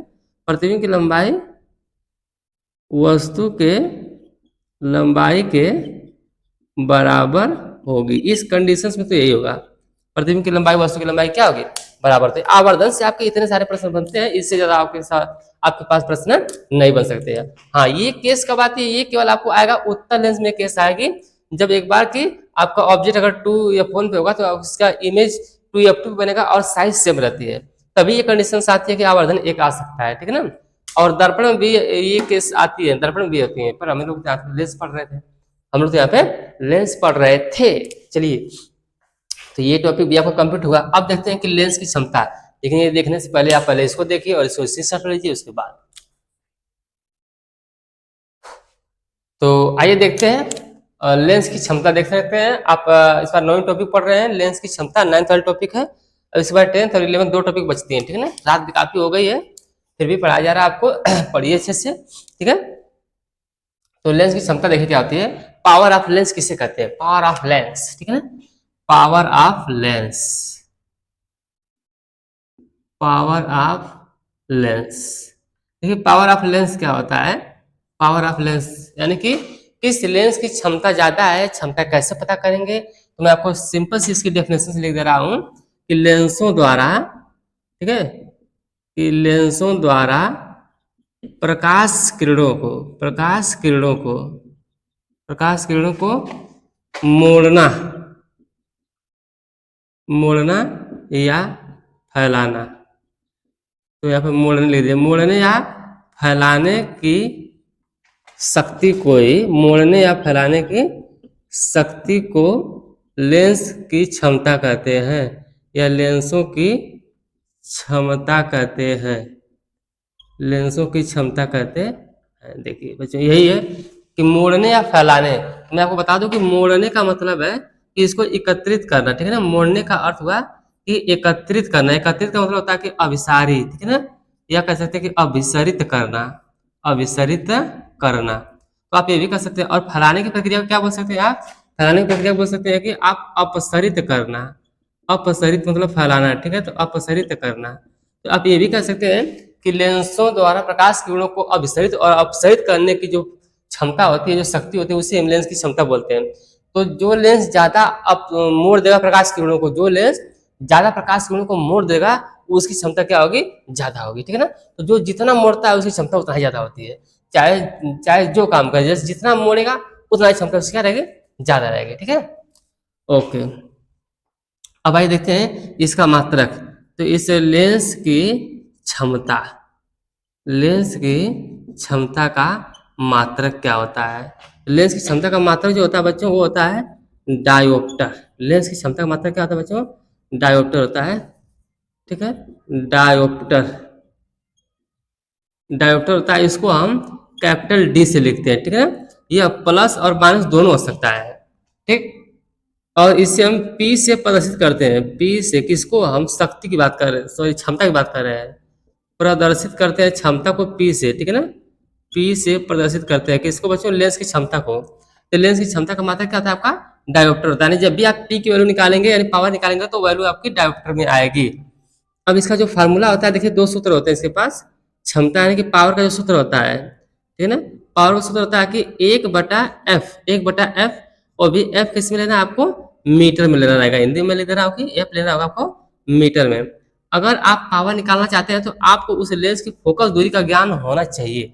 अगर फोकस दूरी आपको पता है तो आप उसका पावर निकाल देंगे। और जब ये पावर निकालेंगे तो किसमें पावर आएगी आपके, डायोप्टर्स में आएगी। वो भी डायोप्टर्स में आएगी तो प्लस या माइनस दोनों हो सकती है, ठीक है ना। वो निर्भर करता है कि फोकस दूरी कैसी है। अगर फोकस दूरी निगेटिव हुई तो आपका आंसर निगेटिव डायोप्टर आएगा, और फोकस दूरी पॉजिटिव हुई तो पॉजिटिव, यानी कि डिपेंड करता है कि कौन सा लेंस आपके सामने प्रस्तुत किया गया है, ठीक। दूसरा फार्मूला होता है पावर निकालने का, ये कि 100/f, लेकिन इस बार f जो होगा वह सेंटीमीटर में होगा, ठीक है ना। इस बार जो f यानी कि फोकस दूरी जो होगी वो किसमें होगी, सेंटीमीटर में होगी। तो कभी कभी सवाल में आपको कहता है कि फोकस दूरी 20 सेंटीमीटर है, और कभी कभी सवाल मीटर में दे देता है। तो मीटर में देखा तो ज्यादा घबराने की दिक्कत नहीं है, कोई भी एक याद रहेगा तो आप चेंज भी कर सकते हैं, चेंज कर सकते हैं, ठीक है। तो पावर जो कि आप मीटर में दिया हुआ है डायरेक्ट इसी पर रख दीजिए, और सेंटीमीटर में दिया हुआ है डायरेक्ट इस पर रख दीजिएगा, आपका निकल जाएगा, ठीक है। ये भी आपका आंसर पॉजिटिव या निगेटिव दोनों आंसर इसके हो सकते हैं। जैसे कि मैं बात करूं एक न्यूमेरिकल्स आपको यहाँ पे दे रहा हूं। जैसे देखिएगा हल्का सा छोटा मोटा नन्ना सा प्यारा सा क्वेश्चन ले लो कि एक आपके पास अवतल लेंस है, एक आपके पास अवतल लेंस है, अवतल लेंस जिसकी जिसकी फोकस दूरी, आपको ऐसे लिख दिया जाए कि जिसकी फोकस दूरी 20 सेंटीमीटर है, फोकस दूरी 20 सेंटीमीटर है, तो क्षमता ज्ञात करो। तो फिर आप क्या करो, क्षमता ज्ञात करो, क्षमता ज्ञात करो, पावर ज्ञात करो, ठीक है ना, क्वेश्चन मार्क। अब जब इसको सॉल्व करेंगे, इसको जब सॉल्व करेंगे तो क्या देखते हैं, आपको ये याद होना चाहिए कि किस लेंस की फोकस दूरी कैसी होती है। भाई मुझे तो याद है, तुमको भी याद करना पड़ेगा कि अवतल लेंस की जो फोकस दूरी होती है वो निगेटिव होती है, चाहे अवतल दर्पण होगा तो भी फोकस दूरी निगेटिव होती है, ठीक है ना। फोकस दूरी दो नहीं हो सकती कि कभी प्लस कभी माइनस, ऐसा नहीं होता। फोकस दूरी ऑलवेज टाइम एक ही चिन्ह रहेगा, चाहे तो निगेटिव या तो पॉजिटिव। तो उत्तल लेंस का जो होता है वो पॉजिटिव फोकस दूरी होती है और अवतल लेंस की निगेटिव होती है, इससे याद कर लीजिए। तो ये चिन्ह सवाल में देता नहीं है, सवाल में कभी चिन्ह नहीं देता है, चिन्ह हमें अपने से सोचना पड़ता है टर्म्स एंड कंडीशंस को ध्यान में रखते हुए। तो यहाँ पे अवतल लेंस है इसलिए निगेटिव रहेगा, तो मैं अपनी मर्जी से डिसाइड करूंगा कि माइनस का 20 सेंटीमीटर। और जो आपको फाइंड करना है, यानी कि जो आपको ज्ञात करना है, वो क्या आपका power is equal to question mark. जब मैं इसे सॉल्व करने जाऊंगा, जब इसमें ये तो आपको गिवन था ना, ये पहले से देखिए आपको गिवन है, सवाल में ये गिवन है। जब मैं इसको सॉल्व करने जाऊंगा तो मैं लिखूंगा पावर ज्ञात करना, तो पावर का फार्मूला मेरे पास दो थे, मैं कौन सा यूज करूं, कौन सा यूज करूं। तो आप सवाल को चेक करिए, सवाल सेंटीमीटर में है तो आप ये वाला यूज करिए 100/f, 100/f। और चाहे तो आप यहाँ पे सेंटीमीटर लिख सकते हैं ऐसे हल्का सा ब्रैकेट में, कोई दिक्कत नहीं है, ठीक है ना। तो अब ये ऊपर 100 रहने दीजिए, और एफ का मान देखिए क्या है, माइनस का 20 सेंटीमीटर। जब इसको कट करेंगे अगर माइनस का 5, लेकिन यहाँ पे लिखना पड़ेगा आपको डायोप्टर, 5 डायोप्टर। तो इसी प्रकार से आपको पॉजिटिव वाले का भी सवाल मिल सकता है, उत्तल लेंस का भी सवाल मिल सकता है, ठीक है ना। अवतल लेंस की फोकस दूरी 20 सेंटीमीटर, क्षमता ज्ञात करिए। हम खुद से डिसाइड करेंगे कि फोकस दूरी क्या रहेगी, निगेटिव की पॉजिटिव। और ये है टर्म्स एंड कंडीशंस, आपको पढ़ाया गया कि किसकी फोकस दूरी कैसी होती है, उस हिसाब से फोकस दूरी का मान हम 20 डिसाइड करेंगे, क्योंकि इसका निगेटिव होता है अवतल लेंस का। या जैसे ही 20 रखेंगे भाग देंगे तो 5 आएगा, -5 डायोप्टर, क्योंकि लेंस की क्षमता का मात्रा क्या होता है बच्चों, डायोप्टर होता है, उसको हम प्लस माइनस डी दोनों से डिनोट करते हैं। उत्तल लेंस अवतल लेंस की फोकस दूरियां निगेटिव पॉजिटिव होती है, इसलिए कभी ये निगेटिव आएगा तो कभी ये पॉजिटिव आएगा। अब आइए देखते हैं कि लेंस की पहचान कैसे करते हैं, ठीक है ना। इसको पहले आप स्क्रीनशॉट ले लीजिए। हेलो बच्चों, तो आइए देखते हैं लेंस की पहचान क्या होती है, ठीक है। तो बिल्कुल जोश के साथ पढ़ना है, बिल्कुल लापरवाही नहीं करना है, ठीक है। तो आइए लेंस की पहचान देखते हैं, लेंस की पहचान देखते हैं। तो लेंस की जो पहचान होती है ना, वो दो तरीके से आपको करना पड़ेगा। लेंस की जो पहचान होती है वो दो तरीके से करना है, और वो दोनों तरीका जान लीजिए आप, दोनों तरीका जान जाइए आप। थोड़ा सा बढ़ा लेता हूँ इधर बच्चों, ये कुछ यूं कर लेता हूँ बस, है ना, इससे आगे नहीं जाएंगे। पहला है पहचान करने का तरीका कि स्पर्श करके, यानी कि उसको छू करके आपको पहचानना पड़ेगा। और दूसरा तरीका है आपके पास प्रतिबिंब देख कर, प्रतिबिंब देख कर, ये तरीका है, प्रतिबिंब देख कर पहचानना है, ठीक है ना। यानी आपके सामने लेंस पड़ा होगा और उसके सामने आप खड़ा हो जाएंगे, या उसके सामने कोई मार्कर ले लेंगे, या उसके सामने कोई पेंसिल ले लेंगे और आगे पीछे करके देखेंगे, रख के देखेंगे क्या हो रहा है कंडीशन, ठीक है ना। तो ऐसी कंडीशंस में आपको पहचानने के तरीका प्रतिबिंब देख कर भी और उसे टच करके भी। तो याद करिए टच करके पहचानने का। अभी मैं आपको पढ़ाया हूँ शुरू में, वीडियो के शुरू में, कि ये आपका उत्तल लेंस है और ये आपका अवतल लेंस है। तो इसमें मैं खास बात बताया था कि ये जो हिस्सा होता है इसको किनारा बोलते हैं, और ये भी किनारा है, और ये बीच वाला हिस्सा है, ये किनारा है, ये किनारा है, और ये वाला बीच वाला हिस्सा है। तो ये खास पहचान ये है कि अगर अगर मैं कहूं कि मुझे पढ़ाई करनी है तो क्या बात है, पढ़ाई करो। अगर लेंस किनारे पर पतला, ठीक है ना, किनारे पर कैसा महसूस हो आपको, पतला महसूस हो, जब आप उसे टच करेंगे आपकी आंखों में पट्टी लगी होगी, आपको बस उसे टच करना होगा। जैसे आप उसे टच करेंगे तो उसको जब टच करेंगे तो किनारे किनारे से पतला महसूस होगा, आपको कैसा महसूस होगा, किनारे किनारे से पतला महसूस होगा, पतला। और बीच में अगर मोटा महसूस हो, और बीच में मोटा महसूस हो, मोटा महसूस हो, तो समझ जाइएगा कि वो कौन सा लेंस है, आपका उत्तल लेंस है, ठीक है ना। तो आपको ये समझ जाना कि ये कौन सा लेंस है, तब इसका आंसर हमारे के हमको क्या देना है कि वह बच्चों उत्तल लेंस है, तब वो क्या है, उत्तल लेंस है, ठीक है ना। बात समझ में दूसरी बात में भेजा में उतर जानी चाहिए, भेजा में उतर जानी चाहिए कि अगर किनारे पर पतला बीच में मोटा महसूस हुआ तो मैं बोल दूंगा कि वो कैसा लेंस है, उत्तल लेंस है। और लेकर स्पर्श करना हो तो, टच करना हो तो।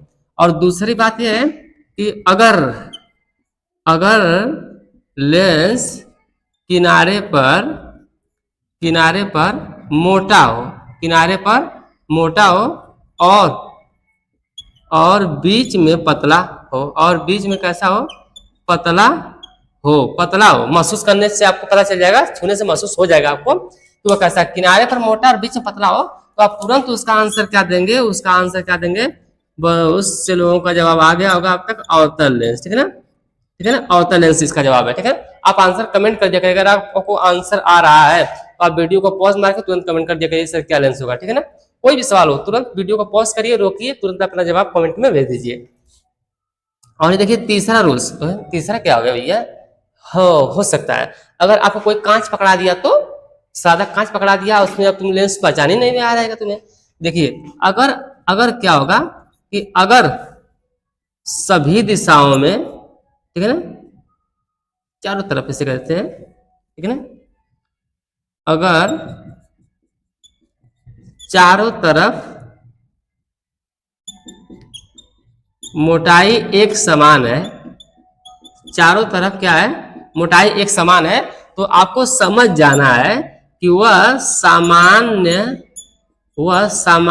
कांच का टुकड़ा है, वह सामान्य कांच का क्या है, टुकड़ा है। ठीक है ना, क्योंकि ये कंफ्यूज करने के लिए आपको कांच का टुकड़ा पकड़ा दिया गया, तो आप क्या करेंगे, कंफ्यूज करने के लिए आपको कांच का टुकड़ा पकड़ा देंगे तो क्या करेंगे, पहले आंख बंद करेंगे, उसको स्पर्श करेंगे, अगर किनारे पर पतला हुआ और बीच में मोटा हुआ तो वह उत्तल लेंस है, और किनारे पर मोटा और बीच में पतला हुआ तो वह क्या है, आपका अवतल लेंस है। लेकिन अगर कहीं मोटा पतला नहीं हो रहा है, चारों दिशाओं में लंबाई मोटाई चौड़ाई सब समान दिखाई दे रही है, तो आप कहेंगे कौन सा लेंस है, सॉरी लेंस नहीं, ये कांच है। ठीक है ना, वो नॉर्मल कांच का क्या है, टुकड़ा है, नॉर्मल कांच का टुकड़ा है।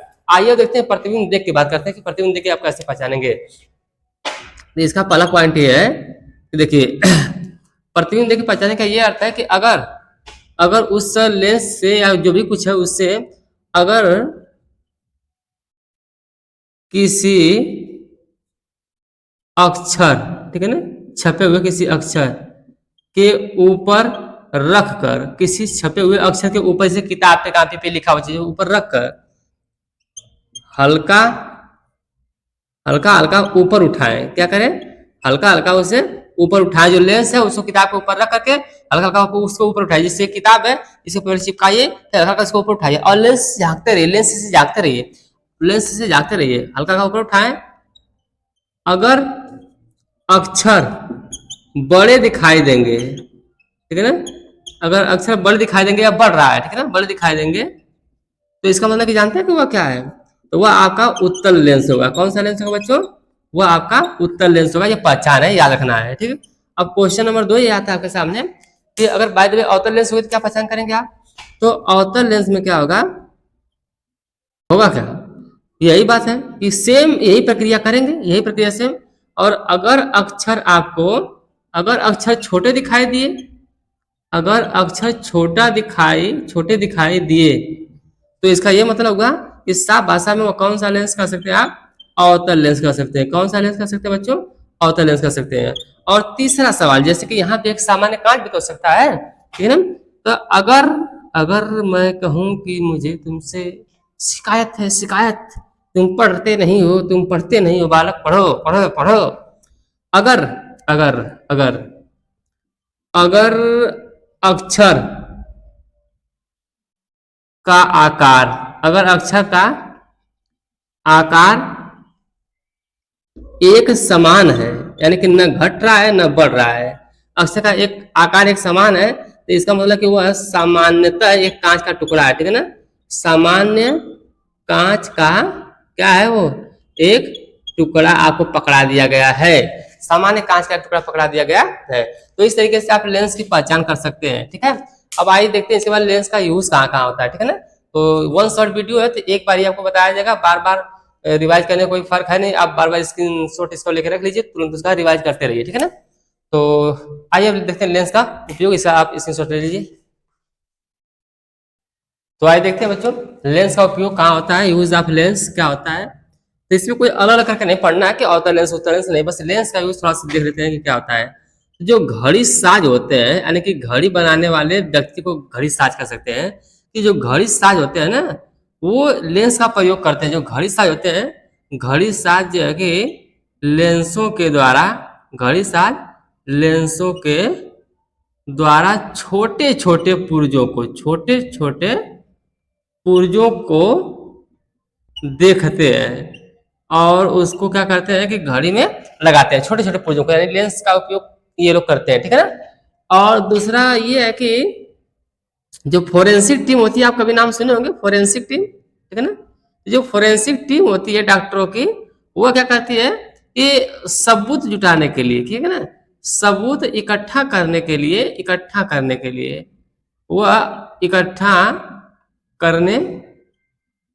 लिए इसका प्रयोग करती है, किसका, लेंस का। आप देखते हैं हैंडल लेंस होता है, ठीक है ना, उसको हैंड लेंस बोलते हैं। वो भी एक प्रकार का लेंस ही होता है, ठीक है। और तीसरा क्या है कि इसको हम प्रकाशिक यंत्रों में इसका यूज कर सकते हैं, प्रकाशिक यंत्रों में इसका यूज करते हैं, यंत्रों में, जैसे कि दूरबीन हो गई, ठीक है, सूक्ष्मदर्शी हो गया, ठीक है ना, टेलीस्कोप और माइक्रोस्कोप। तो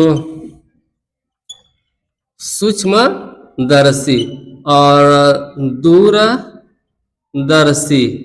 और कैमरा, इन सब चीजों में भी हम क्या करते हैं, लेंसों का यूज करते हैं, ठीक है ना।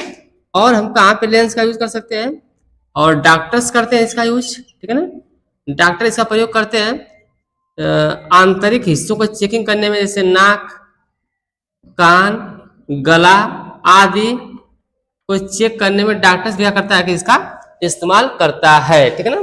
तो बाकी इंजीनियर्स भी हमारे इसके प्रयोग करते हैं, ठीक है ना, जो सोलर सिस्टम बनाना होता है उनको, तो बहुत सारे लेंसों का यूज किया जा सकता है, ठीक है। और लेंसों के माध्यम से आग लगाई जा सकती है, बहुत सारे लेंस के उपयोग है, लेकिन फिलहाल आपको इन लेंसों के उपयोग में इतना बहुत है, ठीक है ना। तो आपका पूरा वन शॉट कंप्लीट होता है, वीडियो जितनी भी लंबी चली गई है, ठीक है, देख ही रहे हैं आप लोग कितनी लंबी है। तो पूरा वन शॉट आपको लेंस मिल गया, लेंस से लेकर लेंस के उपयोग तक पूरा कंप्लीट आपको थ्योरी वाला, ये कॉन्सेप्ट वाला जो है कि आपको मिल गया। तो कॉन्सेप्ट क्लियर है बिल्कुल। अगले वीडियो में आपको मिलेगा इसका पूरा न्यूमेरिकल, ठीक है, और फिर धीरे धीरे वीडियो पढ़ती ही रहेगी। तो फिलहाल तो आज के लिए इतना बहुत है, काफी है। आप बिल्कुल जोश के साथ पढ़ाई करिए, मेरा जो है कि शुभकामनाएं आपके साथ हैं, ठीक है, बिल्कुल हमारी तरफ से शुभकामनाएं। आप लोग एग्जाम की तैयारी बढ़िया से कीजिए।